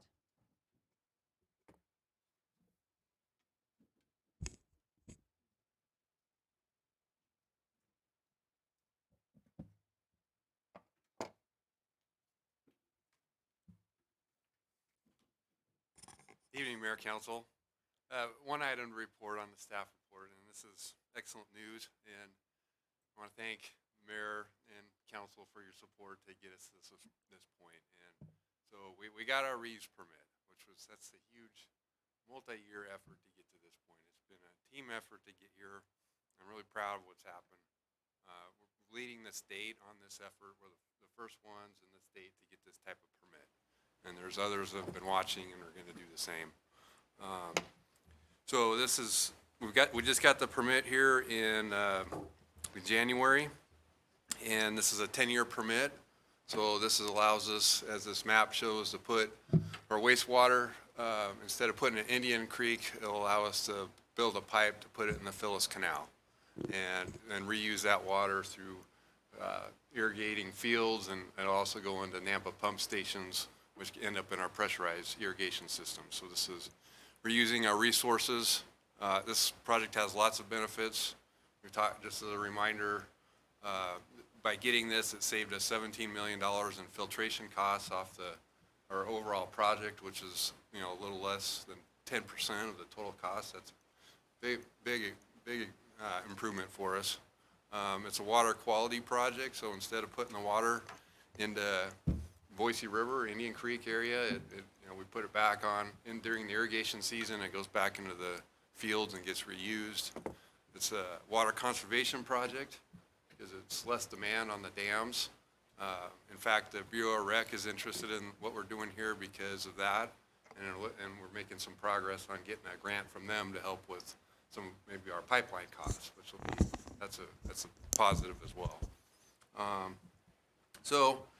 Lots of great things to report here, and it's been a regional type project. We've had on a lot of communication. We got support from the AIC, Concerned Citizens of Canyon County. They gave us a support letter that went to DEQ. Lower Boise Water Council, so they're the ones that set the regulations on the Boise River. They supported this project as well, and then all the cities in the Treasure Valley, they supported this. So we heard from the DEQ, they had 60 comments. All but 2 of them were positive, and they said that was unprecedented to get that many comments. So Nate, I talked about the team. There was a lot of team effort to get this point, but I just wanted to recognize Nate Runyon he's like, I would call him the closer in the team, right?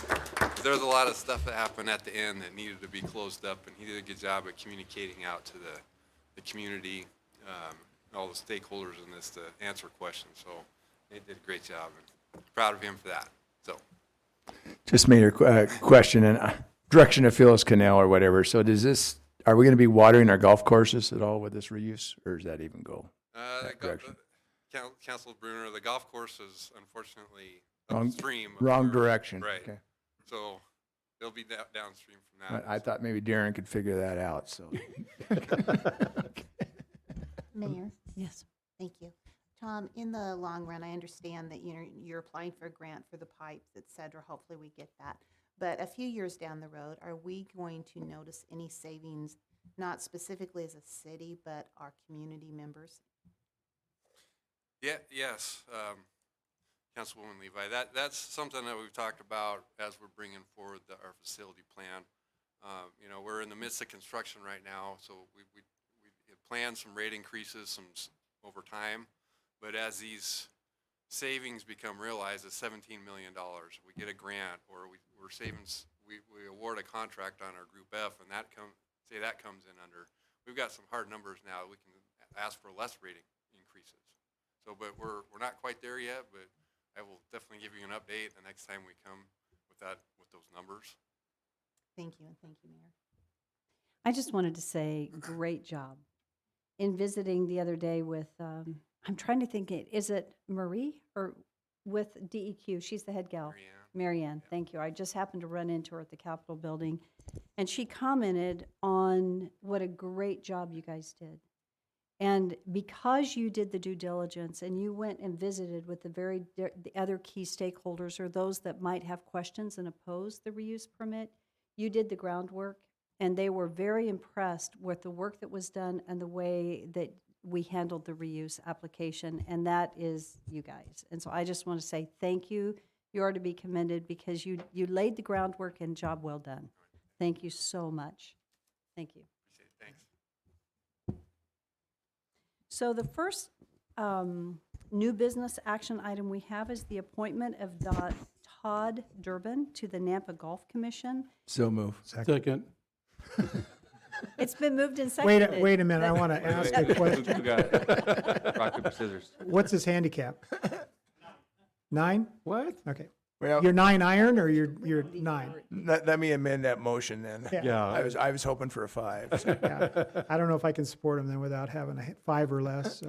So who's going to own the second? Is it Rock? Who?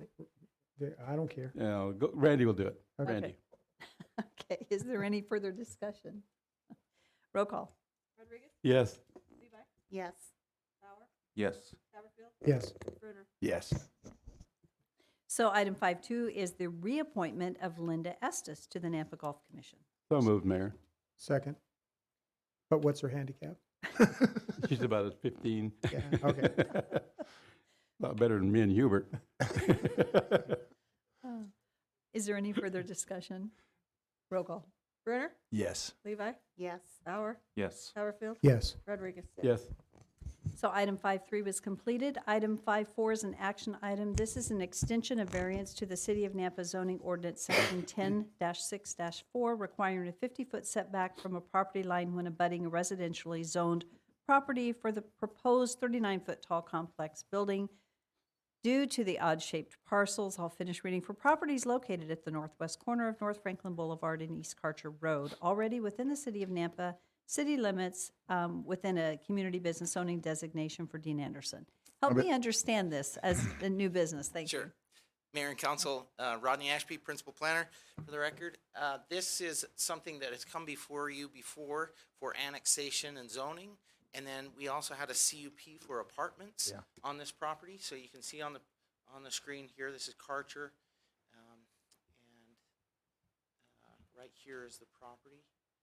So right off of this is Franklin. So quickly, I'll go through. That was the motion or the request.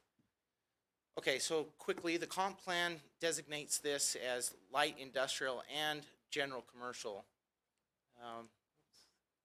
We just completed. We've completed the annexation and zoning and the zoning map amendment, but we're just waiting on their legal descriptions to finalize that. So you won't see the changes to the map on here, but this is the situation. This is BC here. This ag designation is now BC, zoned BC, and then this part right here, this little corner, was annexed and zoned to BC as well. And then all three of those properties were part of the development for apartments. And let me show you, that's the ag that's turned to BC. Okay, now here's the real point we need to address. Those green lines I've drawn here on this diagram are where they abut residential zoned property. And where those residential zoned properties are, you have a BC zone and you have an apartment complex that's higher than what is allowed in the residential zone next to it, you are required by city code to have a 50-foot setback from that zone. And so I've highlighted where those 50-foot setbacks would be required. They came in and they got a variance for that condition in the code. And it's been 6 months since that variance was granted, and almost 6 months.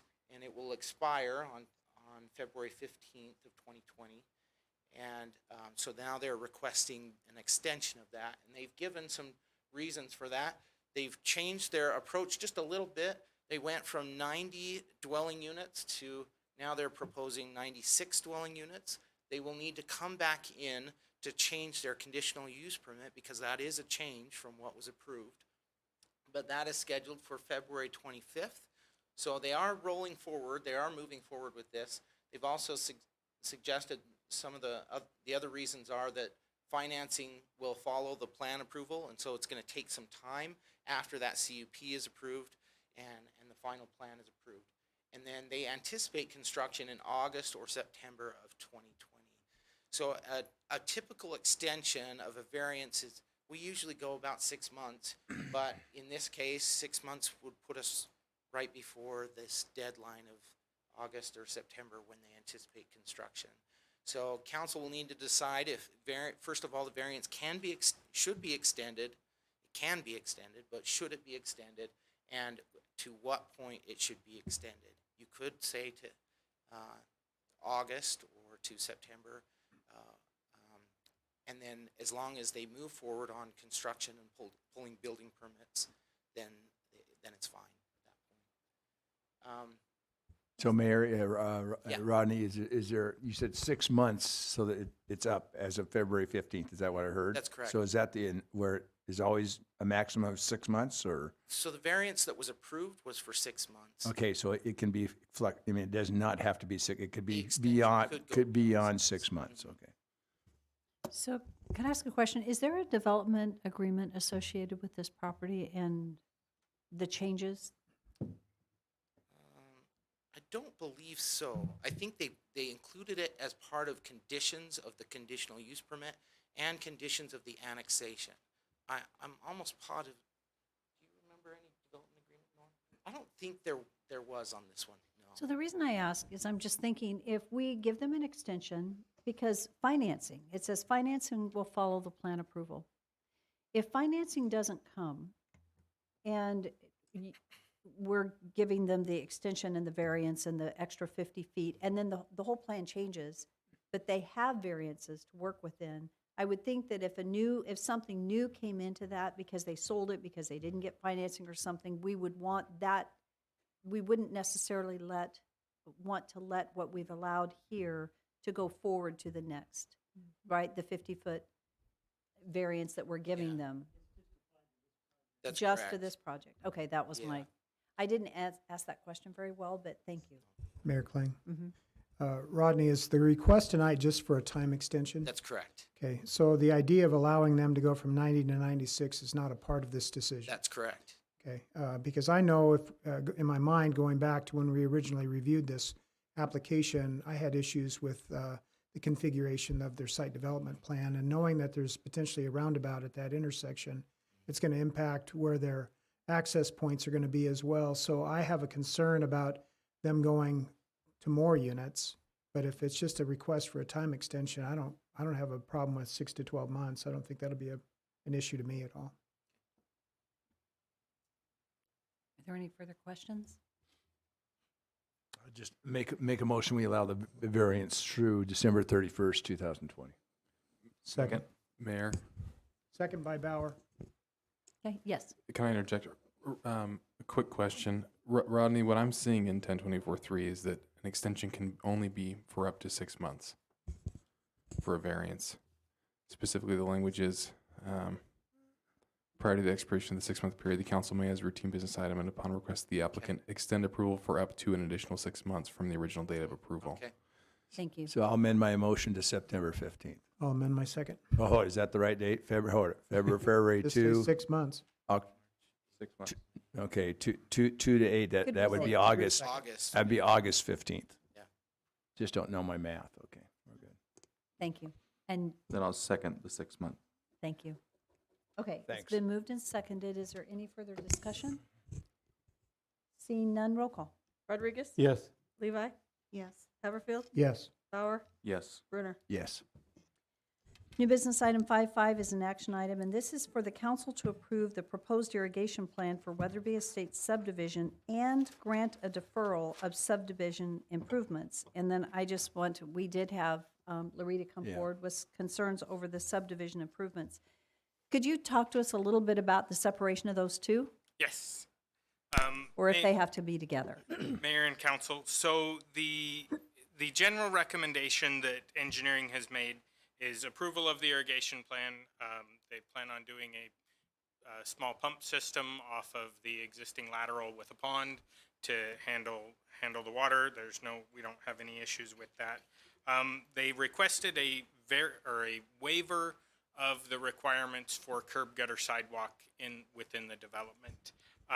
Generally speaking and historically, engineering has recommended deferrals of those improvements rather than waivers, so that at such time as they do become annexed into the city council does have the option to then require an LID or some form for those property owners to put in those improvements. The reason, I talked to Larita at the break, one of the reasons that we recommend the deferral of those improvements is that the Nampa Highway District, who controls those roadways currently, does not want curb gutter sidewalk within their jurisdiction.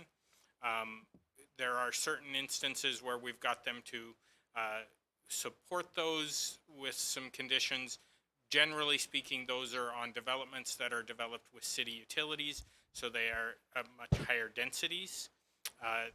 In these areas, the Highway District does not have the equipment to maintain the type of storm drainage systems that are typical of a city development, and therefore that's one of the reasons that we recommend the deferral, so that we're not sideways with our neighboring highway district there. Thank you. Yes. Thank you. Daniel, could you please help me on that then? So you spoke with Larita, and she was of a misunderstanding, or what was her input then? Well, so she did misunderstand our recommendation. She thought that we were recommending against the waiver and to have those improvements put in at this time. So I did explain the reasoning there for why we recommend the way we do with Nampa Highway District's their desire and their jurisdiction.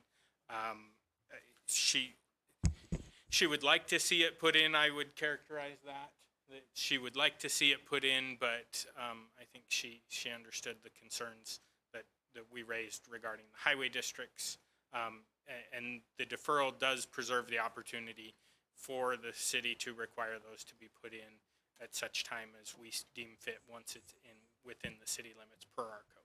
So I can understand that we want to keep those relationships good, but in the end picture, if I understood you correctly, this makes it so that if they do annex into the city, then we could require them to go back and do the curb gutter and sidewalks. So what I'm concerned about is, in the meantime, nothing has to happen, and we could if they come into the city. So my biggest concern is, in the end, is it not ever going to be done, or will we have to end up, the existing taxpayers have to end up paying for it eventually?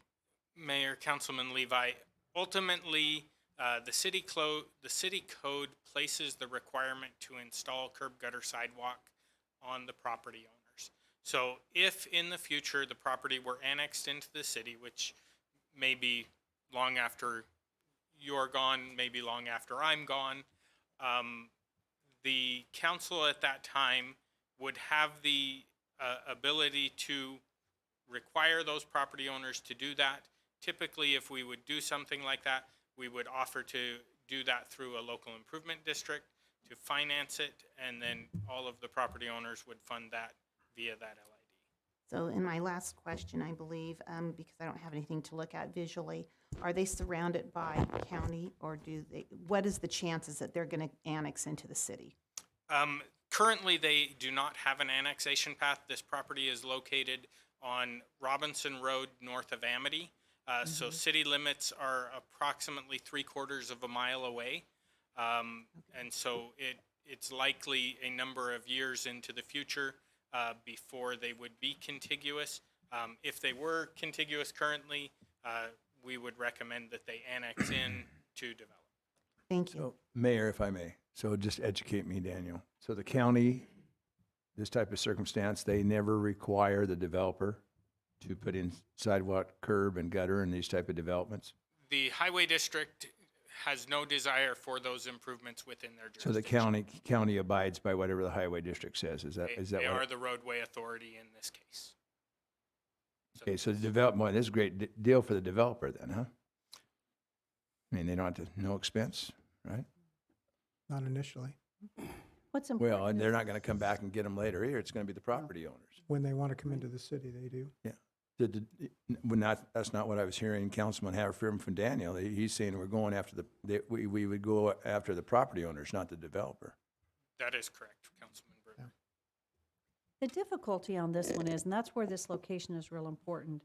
So this is just north of Amity on Robinson Road, and I'm very familiar with that road. So I don't remember, I can't tell on them. It's very difficult not to Rodney, have a good map. Looks like Rodney's, Because mine's so small, it's, the NC staff, you'll have to actually put in your username and password. It's after 8 o'clock. the real question here really has to do with, to me, it's the safety of citizens on the road. And this is not a place where kids are going to be walking to school, that's Right. for sure. And so, but I think the interesting thing really is what you brought up, is who pays for it later. It's better to incur the cost as part of the development and get it done, and at least have that there.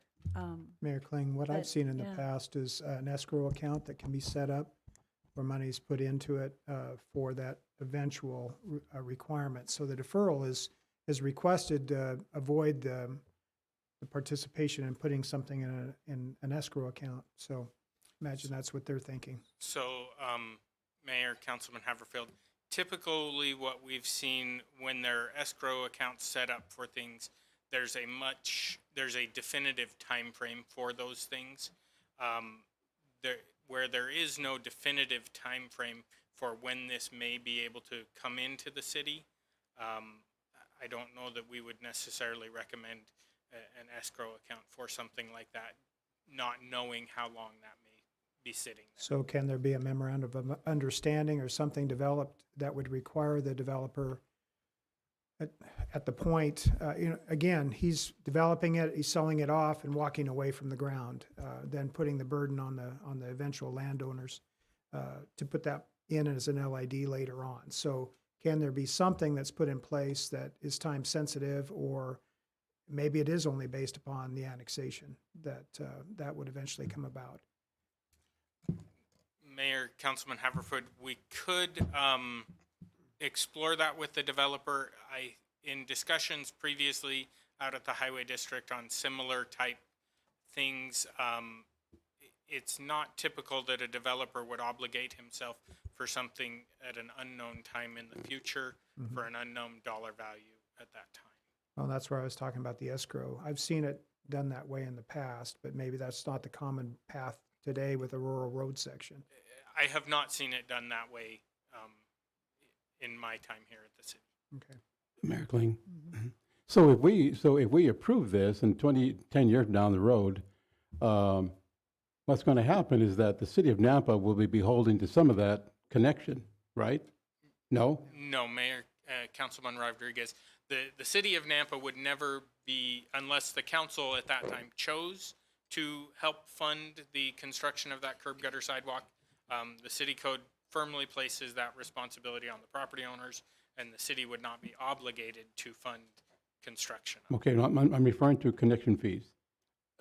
Connection fees, So the request currently is strictly for roadway improvements.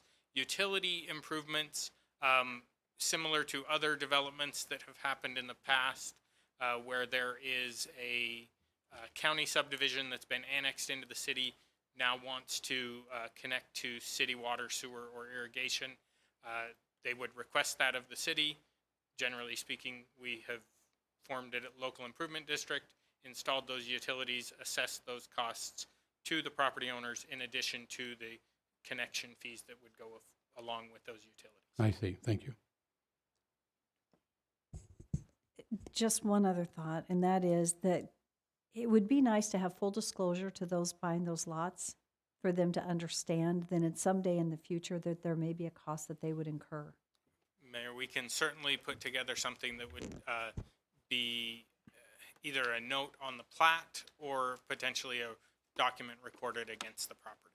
Okay, thank you. Because Mayor, I doubt if the realtor's going to tell them. Okay? So somebody needs to. Yeah. Thank you.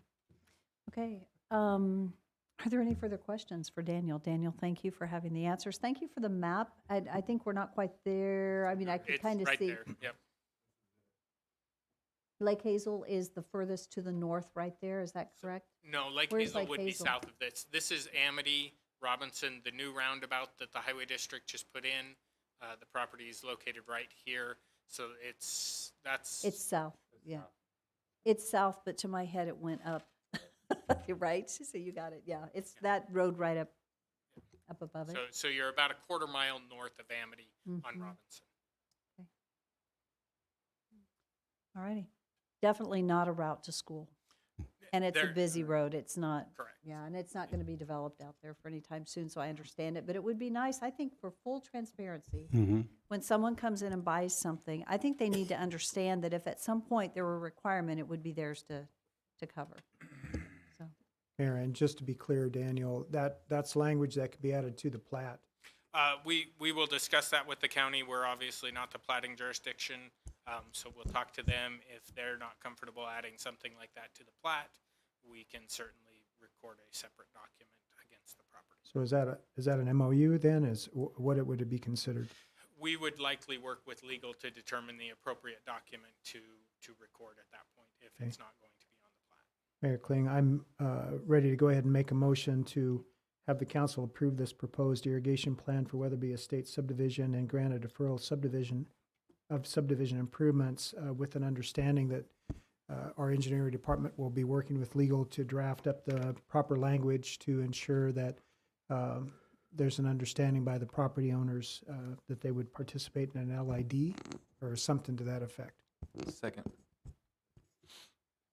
is there any further discussion? Seeing none, roll call. Rodriguez? No. Brunner? No. Levi? No? Bauer? Yes. Haverfield? Yes. Okay, so that one does not move forward. Thank you. Okay, moving on to item number 5.6. Action item, this is to award the quote to L2 Excavation and authorize the mayor to sign a contract for the aerial irrigation crossing replacements for FY20, and this is approved in the FY20 budget. So moved. Second. Any discussion, questions? Seeing none, roll call. Brunner? Yes. Levi? Yes. Bauer? Yes. Haverfield? Yes. Rodriguez? Yes. Item 5.7 is an action item, and this is to. Mayor? Yes, excuse me. Sorry, this may be slightly out of order. The motion that was denied was for approving the irrigation plan and approving subdivision development deferrals. Now, I just want to raise it to council's attention that there may be the case that one of those things is holding something up in engineering, and maybe we could ask Daniel to come back and talk about that, and maybe a substitute motion could be made on that item. So we could separate the two? Okay, Yeah. thanks. Doug, thank you. That's a good catch. I Yes, appreciate that. very good catch. Thank you. Yeah. So, Mayor, Council, Doug is correct. The irrigation plan approval, it's part of our JAPA agreement with the highway, or with the county, that we are required to approve those. The waiver, ultimately, it is the county's decision whether or not they require those those improvements to be installed. They request our input. So yes, if we could do a split motion there, if one is acceptable to you and the other is not, that would be helpful in our communications with the county. Thank you, and I'm sorry I didn't allow that. So would someone like to make a motion? Mayor Kling, I'll make the motion again to approve the proposed irrigation plan for Weatherby Estates subdivision. So we're just voting on the irrigation aspect. Sounds like it. Okay, I'll second that. Because not included in this is the deferral of the subdivision Right. improvements. Okay, so it's been moved and seconded. Are there any questions or discussion? Seeing none, roll call. Rodriguez? Yes. Levi? Yes. Bauer? Yes. Brunner? Yes. Haverfield? Yes. Thank So- you, Doug. So I assume there's no reason to make a motion for the second part of it? Okay. I'm going to let the developer off the hook. Not yet. Okay. Okay. I think we voted on 5.6, correct? Right. Okay, and we're ready to move to 5.7. So 5.7 is an action item to authorize the mayor to sign the Federal Aviation Administration grant application So and moved. Second. sponsor certifications for airport improvement program. Da-da-da-da-da. Da-da-da. Okay. It's been moved and seconded. Is there any discussion? Seeing none, roll call. Brunner? Yes. Levi? Yes. Bauer? Yes. Rodriguez? Yes. Haverfield? Yes. Item 5.8 on the agenda is an action item to accept the Nampa Airport Commission recommendation of JUB Engineers as the most qualified to provide on-call engineering services for the next 5 years at the Nampa Airport, and to authorize the mayor to sign the negotiated 5-year on-call engineering services contract with So JUB. moved. Second. Any discussion? Roll call. Rodriguez? Yes. Levi? Yes. Bauer? Yes. Brunner? Yes. Haverfield? Yes. You're still here. I read. And Chief, the next item is yours. This is the action item to authorize the Nampa Police Department to apply for the FY20 COPS hiring grant, is how it's in there. And your name is on it, Brad. I'm going to make the motion to move, but maybe some discussion if there's a second. And I'll second it. Comment. The way that this grant is set up, it's for up to 10 people. Is that correct? Not exactly. The 10 is an approximate number, Councilman, Mayor and Council, I apologize. There's a lot of heavy lifting in this application process that will help us determine what we're eligible for. It is based on a community policing model, which our CompStat program is most certainly part of. It's also based on growth, and there's several other factors. And so we simply, this is the grant that, in case you weren't remembering, that was postponed because of a lot of litigation. And so this thing opened up about a week and a half, 2 weeks ago. We staffed it with the chief of staff real quick and got it on the agenda as quick as we could. So we really haven't determined what we're actually eligible for. I figured 10 was a good number because it was easy math if we wanted to go up or down from there. Up, we suggest up, by the way. Sure. I'm sure. So that's really where we're at. I just can't answer that with any accuracy. Mayor, just follow up then. If we allow the process to move forward with your researching this grant, what we're capable of obtaining, will that dovetail in with our budget cycle where we can look at what the long-term obligations might be if we're granted the grant? Or are we obligated at this point to accept whatever they give us? Councilman Haverfield, so we are not obligated to anything. The application process is due by March 11th, so it's a pretty tight time frame for a 200-page application. We aren't bound to any numbers that we actually submit for. So, for example, if through the budget process the city determines that there's zero funding to support the match, then we wouldn't be obligated to accept any federal funding. So we can back out of that. As far as the timeline goes, I spent most of the afternoon reading through that application, and my assumption is that the award will be announced on or before the July 1st timeframe for the federal fiscal year. But it actually doesn't spell it out. It just says when the applications are due. So that would be my assumption. And then, of course, we'd be eligible for the funding in October. So Mayor, what I'm hearing, there's nothing to lose from this other than your midnight working hours writing this grant, right? Which I'm sure you're all more than willing No. to spend those as frequently as necessary.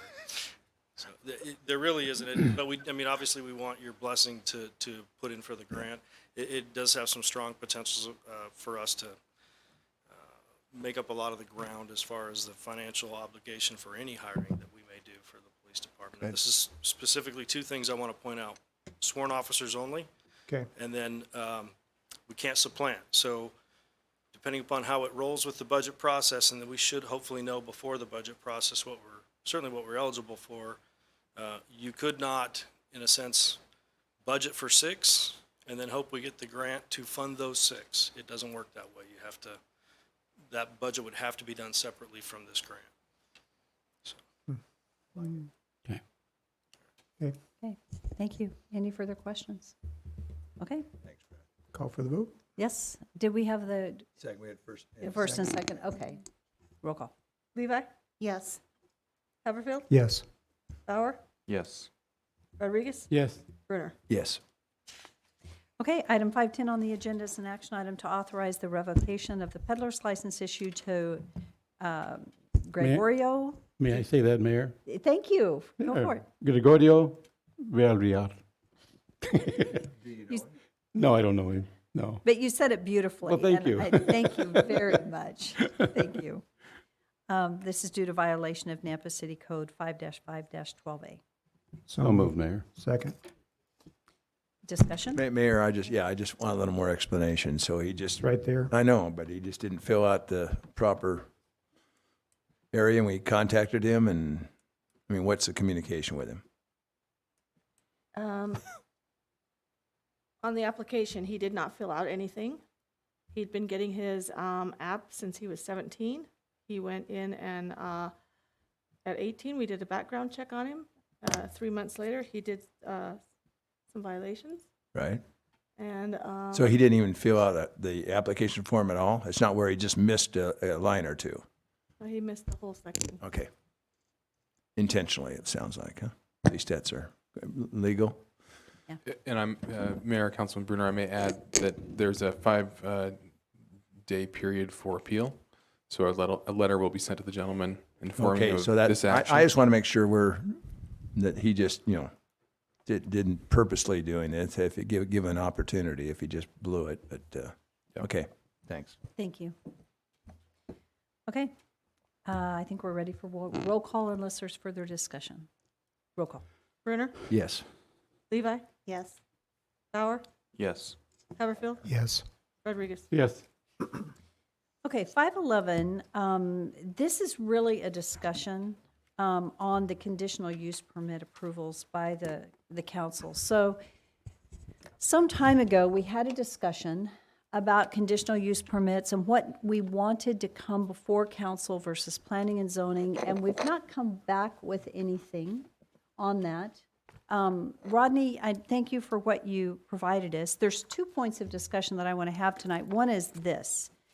Would you like to visit with us about it, or it's up to you? I don't want to put you on the spot, but it would be helpful. Do we have those, Mayor? No, but do you want to put this on the? So what this is, Rodney showed it to us some time ago. The only thing I don't see on there really is the RV parks. So it's been a little, we've had some challenges, right, in deciding if, sometimes there have been decisions made at the planning and zoning level that council wish they had, if I'm representing you correctly, had the opportunity to give input onto. We, at that time, discussed bringing it to the council, some type of a workshop or something, and we haven't done it.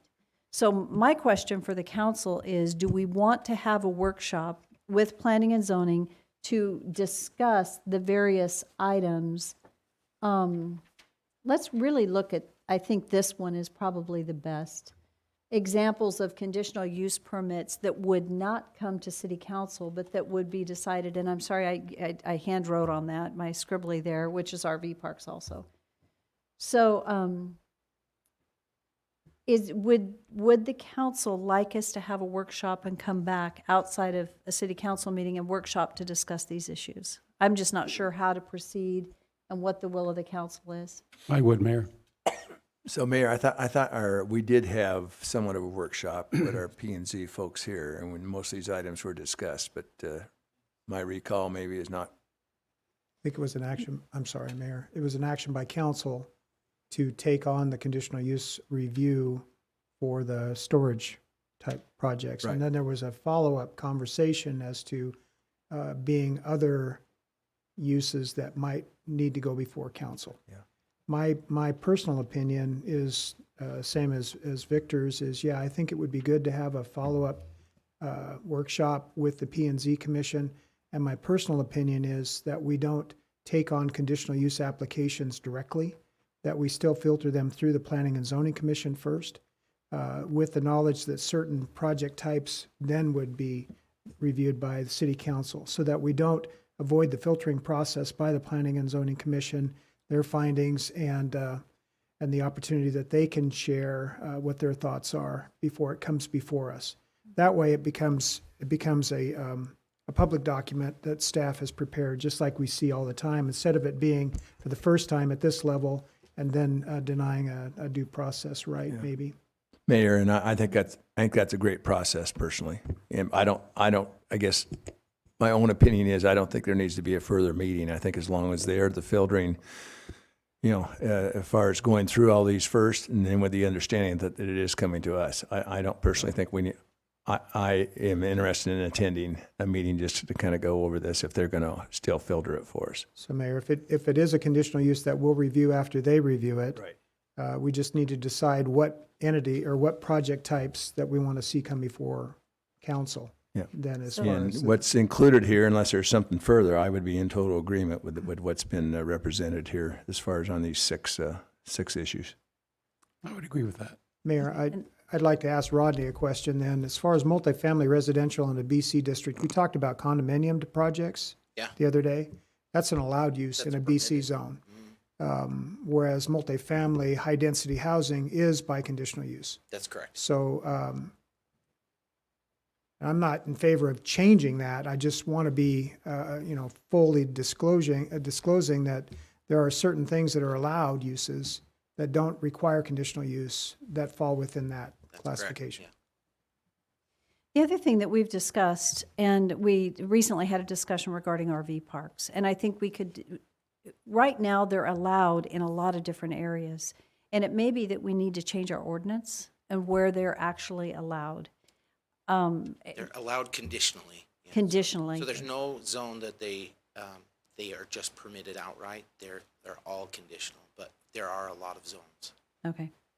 So at this time, I guess one of the thoughts that I have regarding when you look at the economic impact studies, the fiscal impact studies that have been done on the RV parks, you look at the, which is not positive because they're just valued as blank ground. You don't pay taxes when you're there. We recently approved one that is next to Idaho Arts Charter School. You don't have your sex offenders that are registered there, but they're right next to a school along a sidewalk. There are several things associated with it. So I guess the question is, do we want to change any ordinances related to their allowable use in so many different areas? Or do we just want to keep having them come with a conditional use permit request? Did you say what type of project that was? The treatment center? Is that? No, RV parks. RV parks. RV parks. Okay. Mayor? Yes. I'm in support of what Councilman Bruner said, and he pointed out all 6 of them.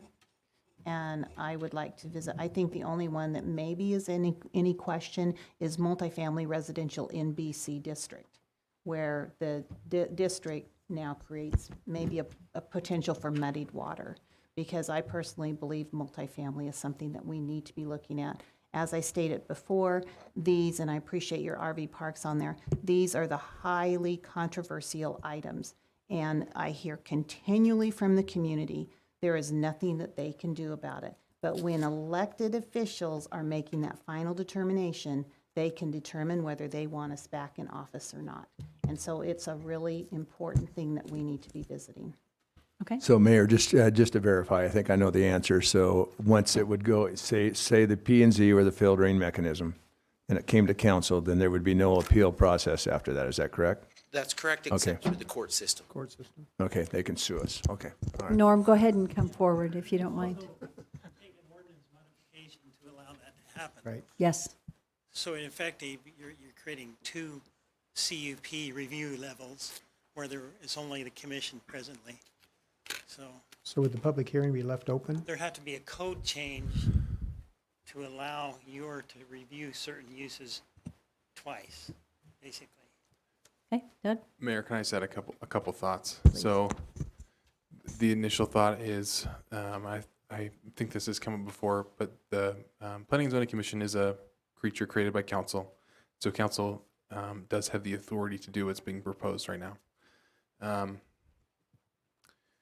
However, a conditional use permit approval or denial is a conditional use permit application is premised on the assumption that that type of use is appropriate in that zone, as long as it doesn't adversely impact the uses around it. So if a use is a conditional use in a zone, it's because council, when putting together the land use schedule, determined that that use is appropriate in the zone, but it's the type of use where it would be necessary to put conditions on the way that that use operates to ensure that it doesn't have adverse impacts on the surrounding uses.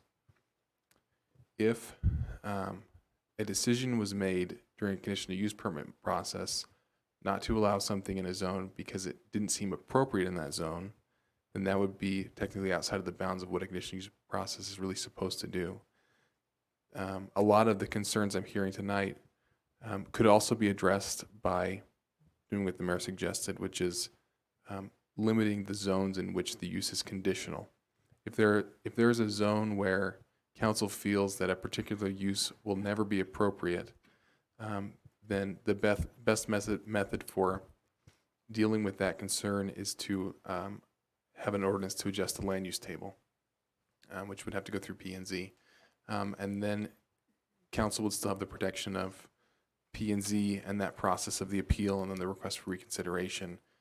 And the decision would be zone-wide and broad and affect individuals and their property generally rather than affecting individuals and their property specifically. So again, council has the authority to do what council's talking about, but I just wanted to throw those thoughts out. Thank you.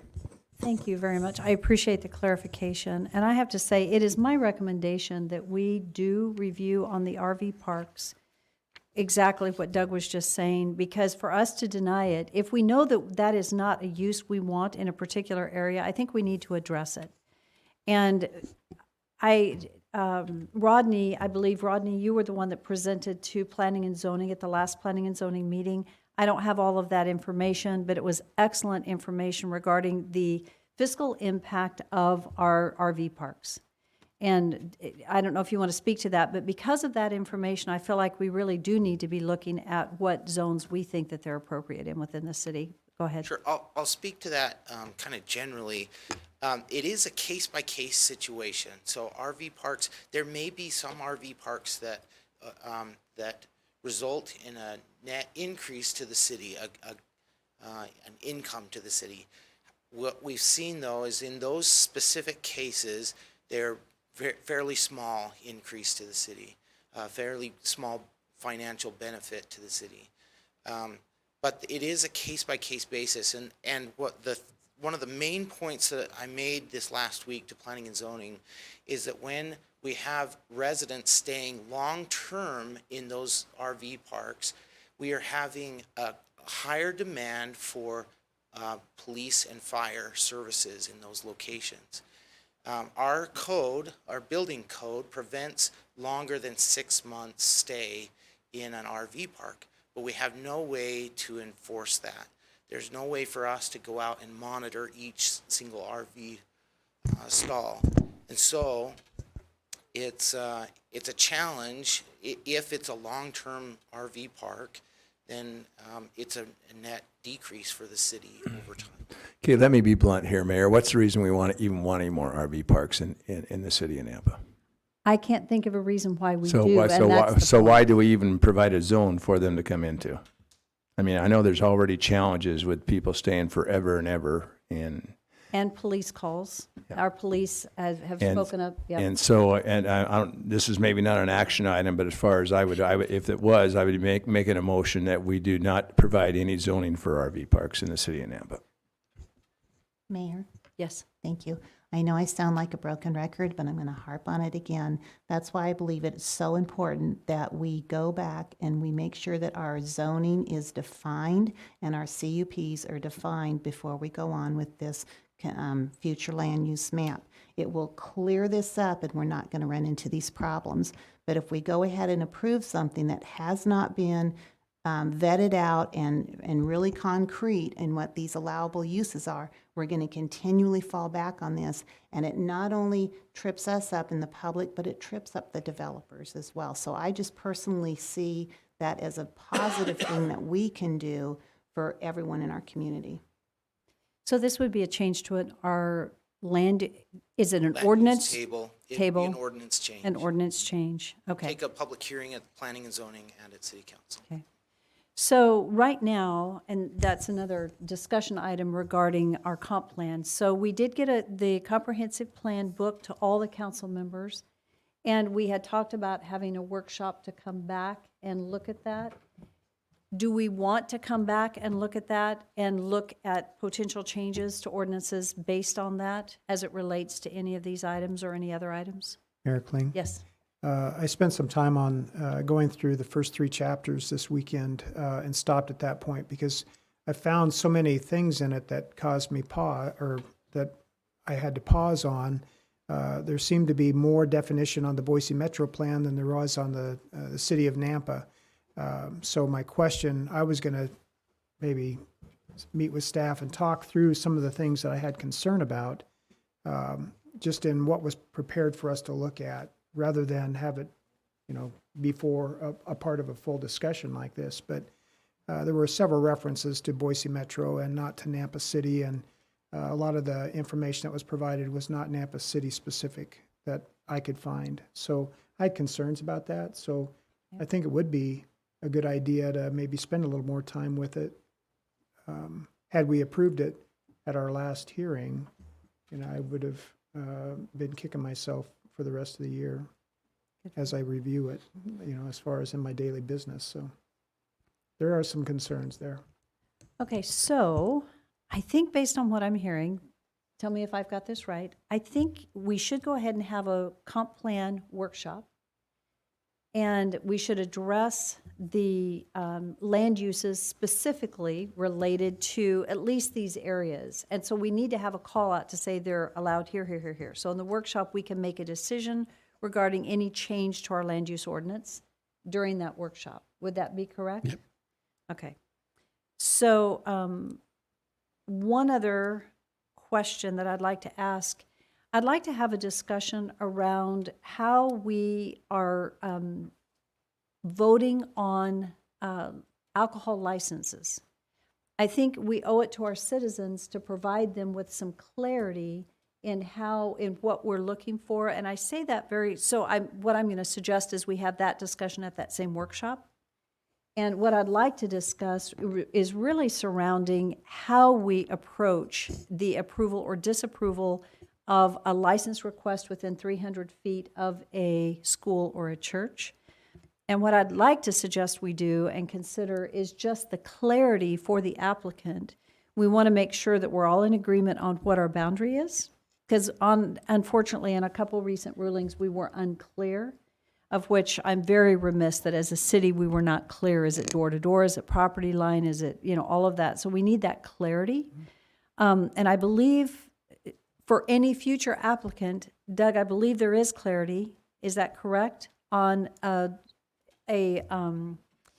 if we are approving an alcohol or even beer wine license for a property that's near a school or a church, did we determine it's from property line to, or is it front door to property line or front door? Because we've ruled differently 2 different times since I've been here, and I realize we really need to clear that up for our applicants.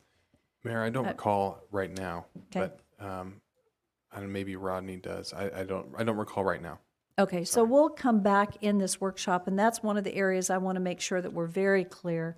And then the other area that I'd like us to consider and think about is that if there is not any personal or written correspondence from the church or the school, I think we need to know how we would rule on that a little bit. Not that you have to make a decision right now, but what I'd like to do is provide clarity for the clerk so that in the future, she can say that if, for example, if we were going to disallow a use and we didn't hear from anyone, that if it's approved, we need to have it in writing, is what I'm thinking. We just need to be clear. If you do not oppose it, you need to have it in writing that you approve.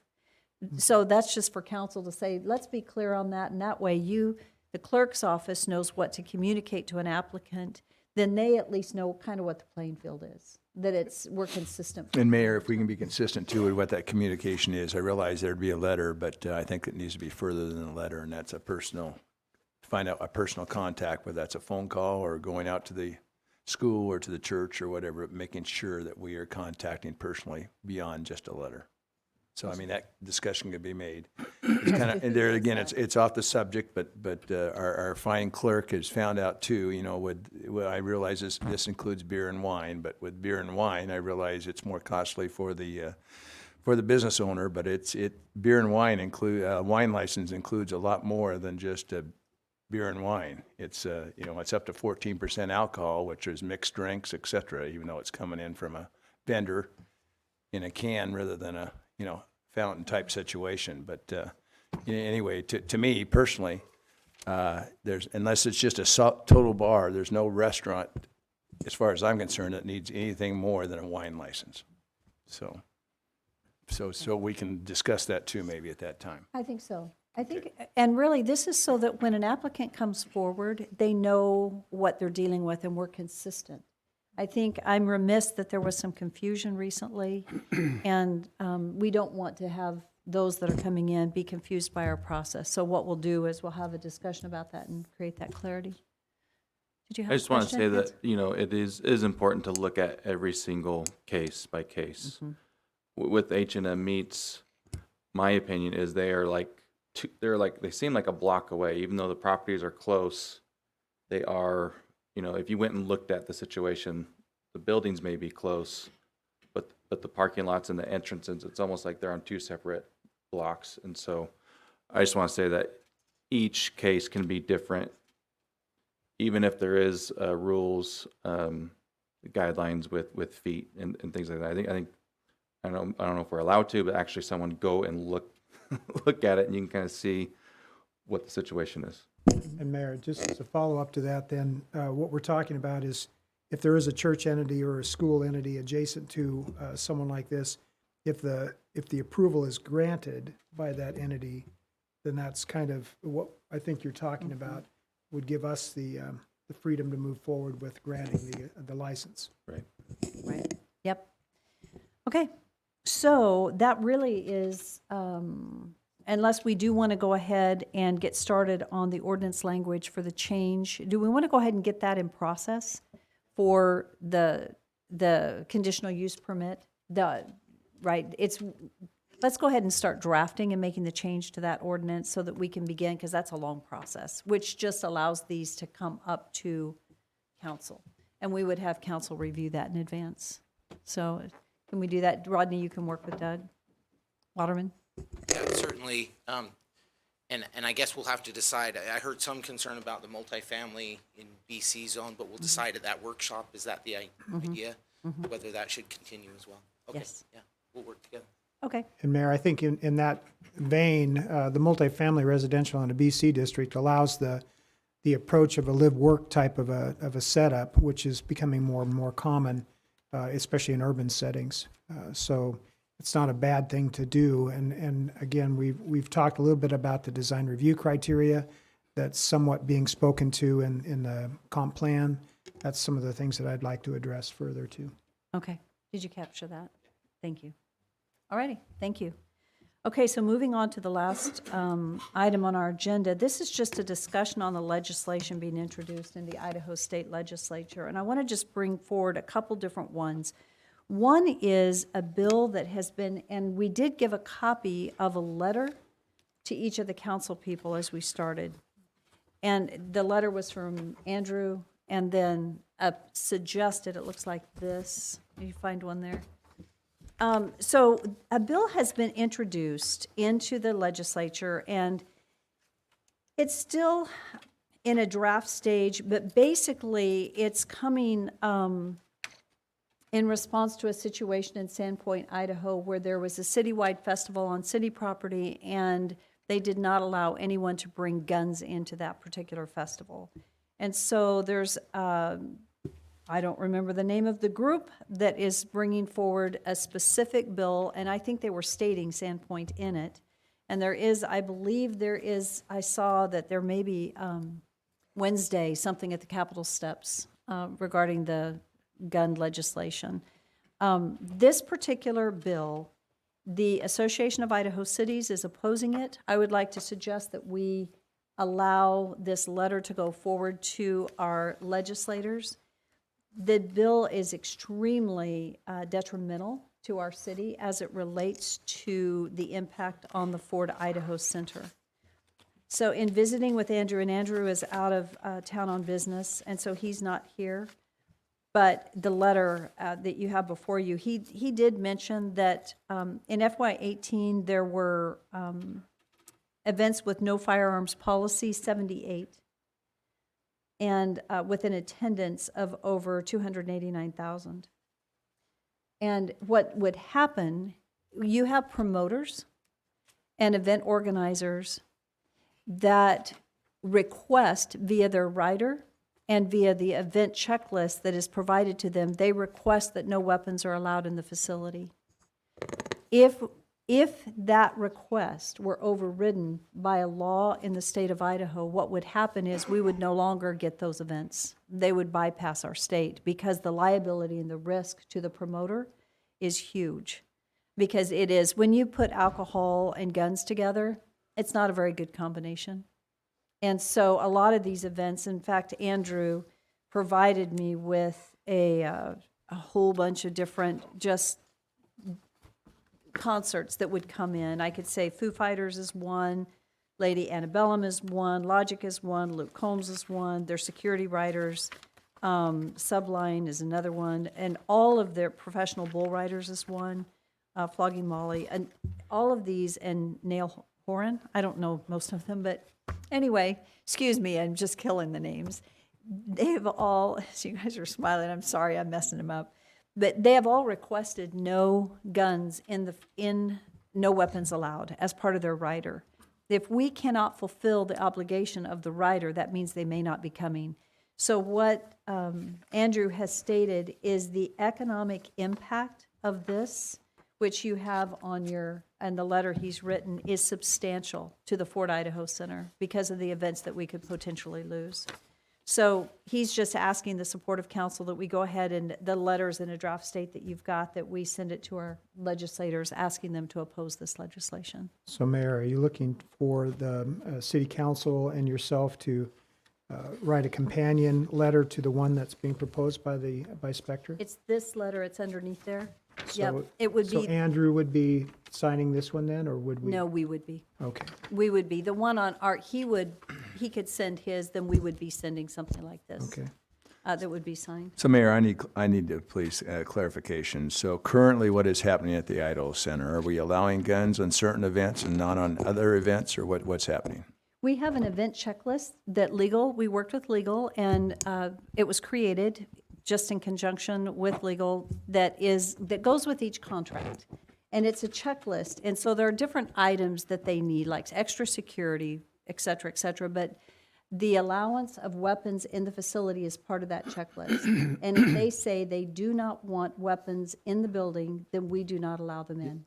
Okay, but And that's not my question. I'm sorry. Are we allowing at times with certain events, if that rider is not being requested, are we allowing guns into the Idaho Center currently? We could, but that could be a gun show. Okay. So 'Cause most of the events, no. Let me just say, I will not sign a letter that just across the board does not allow guns into the Idaho Center. To me, if there's a shooter, you want somebody else that's going to be able to take out that shooter. Now, as long as anyone who's buying tickets or whatever for an event and they know ahead of time that no guns are allowed, and that's their choice, I can see that. But as far as across the board, not allowing carry into the Idaho Center, I would not sign a letter for. I think the key there is that we have security that is armed, that is providing security in the venue.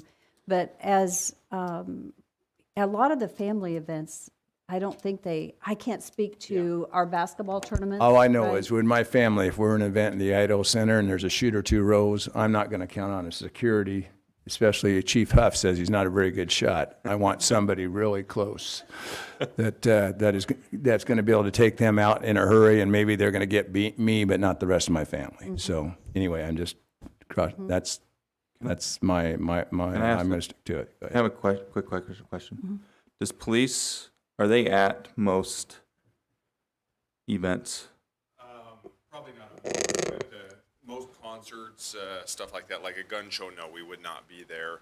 I think the mayor's correct in saying, usually I believe that if there's something at Idaho Center that would have alcohol, a concert, something like that, yes, they'll tell us, no weapons involved. They set up the metal detectors, and that's what we're there for. They do have private security. If it's a sports and RV show or something like that, or you can see people, with open carry. Obviously, a gun show, there's going to be guns there. So I hear what you're saying across the board, but concerts with alcohol and stuff like that, we're always there, and they base it off the number of tickets that they've sold, how many police officers they'll have there. And they have metal detectors, right? They do. And they don't let them. Correct. Right. We'll usually put a few officers up there with the metal detectors, and the rest are just circulate in the crowd. I mean, I believe in like the Stampede, the Snake River Stampede. They have the metal detectors, I think, set up, or at least wanding people and stuff. So How do you feel about this? Again, I mean, it's kind of a hot button issue because, I too believe in the Second Amendment. However, I agree with the mayor that at a concert with alcohol, you should not have a weapon. I understand that totally, yeah. But a gun show or a sports and RV show or something like that, again, that's up to the promoter and the Idaho Center to make that call. I think the city council just needs to be aware that, they're going to be one of the ones. I mean, we're providing security there, and so if somebody, did get in and cause some harm, I mean, we're going to be laid out on the lawsuit as well, too. So. And let me just say, Mayor, I'm not telling anybody, you guys all know this, but if a shooter wants to get in, okay, they're going to find a way of not going through the metal detector. More than likely. Yeah, I mean, I realize that's prevention, but if that's your intent, you're going to find a way. So. The challenge, Yeah. if you don't mind, in this legislation, this is saying, it's preempting, and it's saying that the legislature, I don't want to go through all of it, but it expressly authorized by state statute that no county, city, agency, board, or other political subdivision of this state may adopt, display, or enforce any rule or ordinance that discourages or otherwise limits the carrying, and it goes on and on, non-storage, et cetera. And Mayor, I'm not in firearms. favor of a state telling us Yeah. what to do. So That's the I don't want that Yeah. comprehensive over whatever you want to call it from the state or feds or whoever as far as that that type of thing. I want us to be able to control that. Yeah. I think the check sheet that the Idaho Center has seems to be working. The Sandpoint chief, I spoke with him a couple of, probably 2 weeks ago when he was down here, and the same thing that the mayor said, all these venues are passing them up because right now it's everybody can come in. Well, you don't want to bring your family to a concert with everybody drinking and having their guns out. Yeah, there's one little fight and the guy can't shoot. He's going to hit somebody else. I understand that. Mayor Kling, if I could.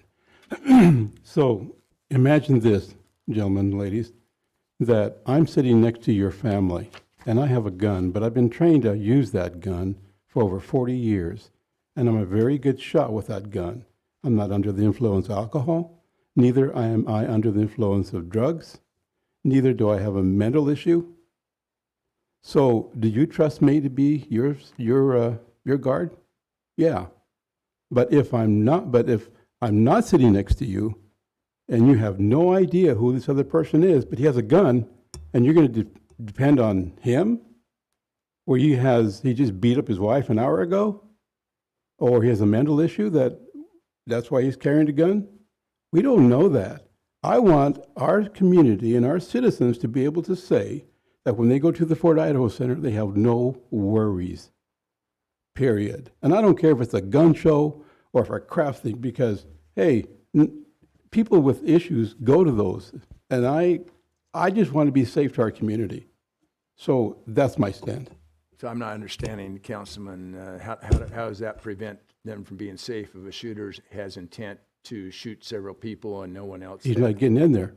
How You make every effort. How does he not get in? Well, I worked at the Fort Idaho Center for about 10 years. That's another subject. 10 years. So I don't recall one going in there with a gun, but because we were on it. But if they do go in, hey, we'll do the best we can. But I'm just saying family first, Darrell, that's all I'm saying. Yeah, I don't think that's family first, but that's okay. I disagree. Councilwoman Levi. Thank you. I appreciate the discussion, and I specifically appreciate the comments by Councilman Bruner and your line of questioning and thanking Councilman Bauer.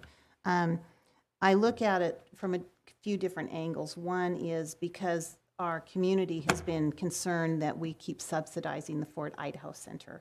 So how do we be responsible with that? At the same time, I would definitely never go or even consider anything that would blanket statement that we could not carry in the Idaho Center or any of our venues around the city. I do not like the idea of the state or the federal government telling us what we can and cannot do either. At the same time, I look at I guess the big picture of it is if we go ahead and allow a no gun policy, then eventually it could come down to where we see the numbers so skewed and so tilted that we are eventually losing our right to carry, because the only people that are coming through the Idaho Center are people that are saying no guns, no guns. And so I want to find a healthy balance there. I don't know how to find the healthy balance exactly, because one, there was no supporting documentation in our packet, so we didn't have a chance to really think and vet this out ourselves. But that's kind of where I'm standing on it right now.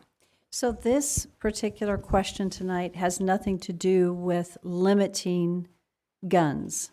This particular legislation, and I'm sorry we didn't give you a copy of the legislation. The legislation right now is saying that no city can restrict guns. No city, county, no entity could restrict guns in any of their properties. It takes away all opportunity for us to even use our checklist at the Fort Idaho Center. And that's what Andrew's trying to bring forward, is that there's a significant economic impact because the concerts and the places coming in actually require that we don't allow guns in because they know the potential. If there's someone shot, they're going to be sued. Spectra's going to be sued in the city, but they know the promoter's going to be sued, and they don't want to be tied to that. So what they're saying, this particular legislation does not give us the ability to ever limit guns for a concert, which means we're not going to be able to get the shows because we're not going to be able to fulfill their rider. No, So I would be willing to sign from what you read after I first made my little proclamation or whatever, that I would be willing to sign, because, yes, It's this not goes their too role far. to tell us That's right. that we have to allow them. We as a city need to be able to do what we feel like is best to do. And that is, and we've come up with a good compromise, I think, because we're all supportive. I think everybody sitting here we believe in the right to bear arms. I do, and I think that we should have it, but we also need to not have the state telling us that we have to have guns in every event. So, okay. So with that, we don't have to send a letter. It's up to council. I think right now, AIC is opposing this legislation. From Spectra Management, they're going to oppose the legislation. If we as a city want to say, you know what, this kind of blanket legislation is not in the best interest, that would be the question if the council says, yes, we want to oppose it. And we don't have to send a letter. We can just say, guys, we oppose it. And Mayor, I guess I would, in my opinion, I would authorize that your signature be on that, and not necessarily the whole council be a part of that, but you as the rep, I have no problem with you signing a letter of that sort. Okay, are we good with that? I'm good with that. I'm good with that. Okay, so we'll work on that. The last thing I just wanted to bring up to your attention, There are a number of House bills, and I think most of you are aware of this, but the property tax legislation that's going on at the legislature is very, very concerning. And so I visited with the lobbyist for AIC just about 5:30 today.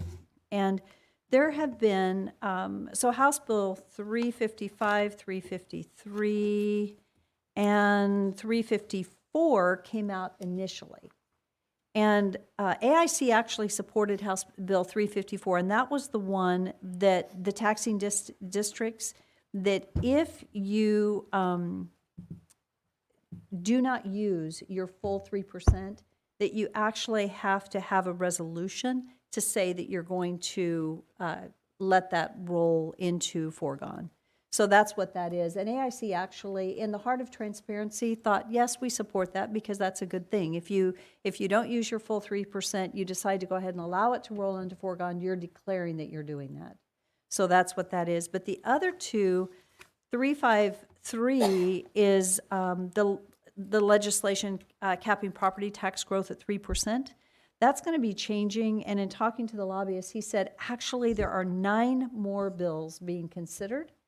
And potentially, they're going to be potentially introduced.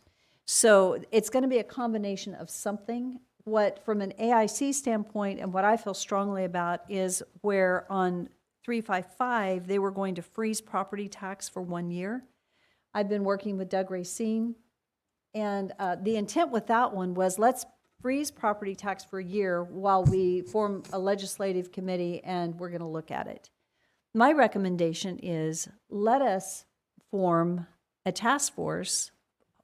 I would rather see it formed, and I've suggested this to the governor, that a task force is formed that is cities, counties, school districts, and other taxing bodies actually come together and look at a full comprehensive tax reform rather than this blanket, we're going to take it from this and this and this. Doug has run the numbers. The impact to our community, even if we just lose new construction or if we lose 3%, whatever it is, it's devastating to our budget, which makes it very difficult. Yeah, there are 2 aspects. One is the fact that they will freeze our earnings potential, which for the first year, say 2021, would be about $4 million just in potential revenues if we took 3% and we took the new construction. Then there would be the cost of still shouldering the additional costs related with the growth without having the revenues to help offset that cost burden. That total impact of the city would be around $5 million for the first year, and it would grow dramatically there on out. Doug did a financial pro forma for 10 years forecasting if we just didn't have new construction. And it equaled $18 million after 10 years, the impact. So the difficulty is that there are cost of living increases. There are health insurance increases. We have, and we've talked about this, but we have fire contracts, police contracts, we have grants, we have our streets. And so there will be a cost because we won't be able to fulfill the projects that we've even committed to today. If they do that freeze, the other thing is going to be, we can go ahead and move forward with our grant for police, but we may not be able to do it. Whereas we're looking at a Fire Station 6 that needs to be done. Again, we would not be able to fund a fire station. So there's going to be a cut in services. If the legislature does this, in my opinion, the role of the legislature is not to do harm to local government. They don't fund transportation as it is, and so we're trying to fund every year 1% just in streets alone because we have to fund streets. We have to fund stormwater. Boise doesn't. And so some of the other cities in Ada County, they don't have that as part of their budget, but we do. And we're a large city with an older infrastructure, and we have to be able to fund the renewal and replacement of what we've got. But all that said, I know my intent, and it's the intent of this council, that we are fiscally conservative and we make wise decisions, and the goal is to get the levy down. Okay. So that's where we're going. But we have to do it wisely. Otherwise, what we're going to hand our kids is going to be really bad. We're going to hand them a city that's full of crime because we haven't funded police, and we're going to hand them decaying infrastructure. So for political reasons, that's why I will never take a stand for political gain. And sometimes it doesn't look as good politically to say we need to invest or spend money on something. But if we're going to hand our kids something that's really not what we should be handing them, then I want to say shame on us. Okay. So, Mayor, question, and Doug, I'm not expecting you to know this exactly, but let's use Amazon as an example. So my understanding is the new construction, as far as the benefit from Amazon, would not go into effect until the certificate of occupancy, which the earliest would be September, October, somewhere around this year. Right, which would not be for this coming budget year, Right. but for the following So what, 2022. do we have a projected figure, what that would cost us annually once that certificate of occupancy, what that would cost us in a 12-month period of For the time? property tax alone, that's about $1.9 million. Not for the personalty, for the equipment and any related taxes, but the property tax is about 1.9. So if the legislation not only would freeze it this year, but would, for whatever reason, decide to freeze it another year, that's what it would cost just from Amazon. If they were to freeze that and say there's no more acceptance of fees for new property construction, it compounds year after year. This year it's 1.4 million, next year it's 3.6 million dollars, next year it's 5 million. It compounds because we'll never get that money, but we would still have the cost of providing services for those new constructions. Okay. Yeah, I just thought that would be a good example if we could, okay. it is, and we also already spent $900,000 on the Quint, which is the fire engine. So with Amazon coming in order for our insurance rating to not go down, we had to invest in a Quint fire truck. And so the ladder truck moves out to Station 5 and the Quint goes into Station 1, and that's to provide for the fire service for Amazon because of the height. But you do that anticipating that you have tax revenue coming in from the building. And so where we potentially lose that $1.9 million, it's a significant impact, especially when it already cost us $900,000 just to keep the insurance rating. And when we talk about wanting to protect our citizens, we allow our insurance rating to drop, then everybody's insurance in their home goes up, because we can't provide the fire service that they need in order to ensure their safety. And so if we don't invest and we continue to grow and that fire rating goes down, the cost to our citizens is going to go up. And those are the things that our legislature they're not thinking about right now.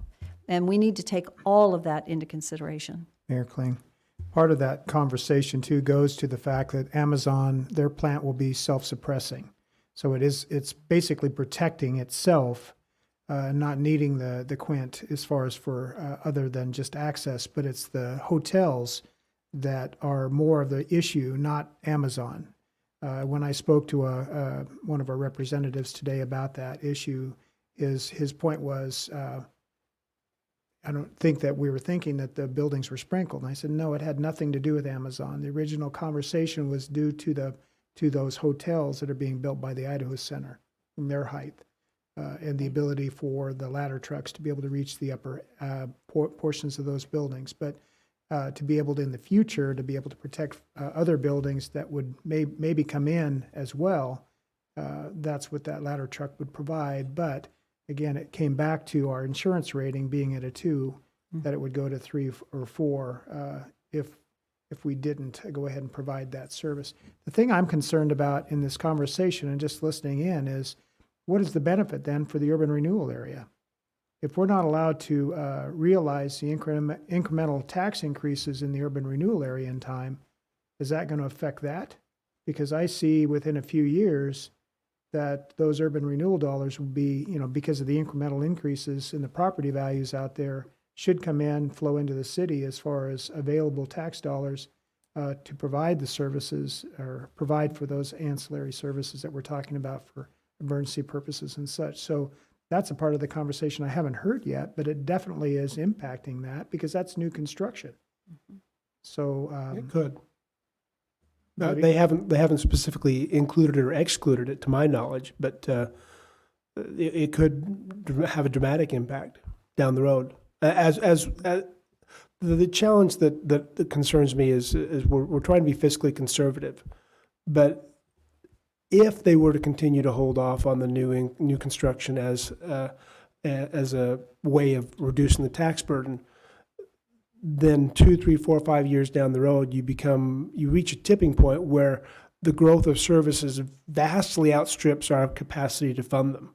And then you start having an infrastructure, a conflict, really a significant conflict. How do you fund that? The urban renewal district would exacerbate that as well. Right. Well, and that's what I'm saying. It basically takes away the incentive for growth. Mm-hmm. And the urban renewal area that was created, the idea was that we would provide infrastructure to encourage economic growth, but now we're taking away that incentive. Mhm. So, I mean, that's a further conversation that needs to be had in this regard. So that's troublesome. It's very troublesome when you really look at it down the road, because it makes you realize you might as well not bring in any new industry, because you really don't have the funding and the benefit from that industry as you intend to, right? And overall, it should be spreading out the tax base. If it all works properly, if you spend conservatively and you continue to have the growth, it works. But if you say stop, there's no benefit, the economic impact can be very negative. And if you think about it, you stop growth, you look at the realtors, you look at the builders, you look at all the people that are impacted and what it can do to the economy as a whole. And that's been communicated to the Department of Commerce, and I think we need to continue to have these discussions, because the reality is it's not a well-thought-out plan. No. It's not a well-thought-out plan, and we need to pause and allow us to come together and come up with a good plan. But I feel strongly about it. It's a knee-jerk reaction. It's not well thought out, and there needs to be a pause on it. So, Well, and Mayor, again, Darrell knows, but we've made decisions at the NDC level to save significant dollars by refinancing the bonds that were associated with the first two bond series, to be able to save the citizens about $5 million in taxes by consolidating and shortening the time frame for payback. But part of that effort was to still provide about $1 million a year that could go for infrastructure improvements in North Nampa to encourage growth of the industrial areas out there. Now should we be using that additional $1 million to pay down the bonds to get closer to the sunsetting of the urban renewal area? Then again, is that going to then, at that point in time, are we going to be able to realize that benefit? So it's troublesome. What was meant to be a very positive message now has become one that's not so much. And Mayor, I'm back to there again. I mean, I appreciate the state, and if there's a state law, then I think we need to follow it. But doggone it, let the municipalities decide, because we're each different. We're each unique. Yeah. And, But even go ahead. But even in the best case scenario, let's say they only do a 1-year rate freeze. Well, that 1-year rate freeze has a multi-year impact to us, because many of our, like I put to the police, they just authorized the purchase of their new vehicles. We have a rotating schedule with leasing vehicles. If that comes down when our freeze, well, I can't purchase those vehicles. It throws all of our timing off, where we built in this program to help minimize the cost of vehicles over time. If we start taking programs like that we've carefully crafted to save us cost over multiple years, and we in 1 year say, well, I'm sorry, you can't do that this year, we start impacting future years by saving costs this year will increase cost in future years. So even in the best case scenario, a 1-year freeze will have a multiple year impact to us. thank you. I think we all need to talk to our legislators. It's important that everybody takes that opportunity, and we have visited with our legislators about it, and we'll continue to do so. And as soon as there's a committee hearing, we will be. Doug has done the research. He's prepared to speak to it, and I am too. But Mayor, you said there's 9 other bills, so we don't know really what's coming down at all. We don't know, and they'll come out in the course of the next week, and so they're still figuring it out. And at the end of the day, I think their efforts are they're trying to minimize the taxes. They see the tax burden that everybody has, and that fatigue that we talked about, the tax fatigue that we are all seeing, is what we're trying to minimize at best. So I think their efforts are noble, but I think it definitely needs further considerations by the grown-ups in the room to make sure that things are moving in the right direction. Yes. Well, and not to belabor it, but I mean, the thing is, it's like for our municipality, if we lose the new construction of Amazon, I mean, that doesn't help our taxpayers. No. By the freeze. That hurts our taxpayers. Definitely. Because that takes some money out of the coffers. Well, and what you're talking about as far as with the fire station, we can use the impact fee dollars for the construction, but we still have to come up with a means of providing the firefighters to man it and the apparatus to go into it. It definitely puts us behind the 8 ball in trying to figure out how we're going to solve that problem. And then you take Absolutely. away the quint or, the whatever. If we start losing our fire rating and we can't get the extra fire station built, then we are, more of a rural type of a fire department. We are, and the cost to the citizens, it's going to go up. Right. It won't be coming from the city, but it'll come from higher insurance rates and yeah. So, well, thank you for the discussion. I'll keep you guys abreast of what I hear. I realize we have 2 more items on the agenda. I almost forgot about them. It's Section 7, unfinished business.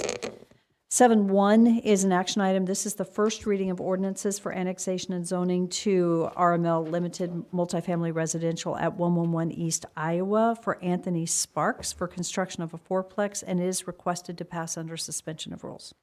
An ordinance determining that certain lands commonly known as 1111 East Iowa Avenue comprising approximately .27 acres more or less lay contiguous to the city limits of the city of Nampa, Canyon County, state of Idaho, and the said land should be annexed into the city of Nampa, Idaho as part of the RML zone, declaring said lands by proper legal description as described below be part of the city of Nampa, Canyon County, Idaho, and directing the city engineer and planning and zoning director to add said property to the official maps of the city of Nampa, Idaho, repealing all ordinances, resolutions, orders, and parts thereof in conflict herewith, providing for an effective date, and directing the clerk of the city of Nampa to file a certified copy of the ordinance and the map of the area to be annexed with Canyon County, state of Idaho, and the Idaho State Tax Commission pursuant to Idaho Code Section 63215.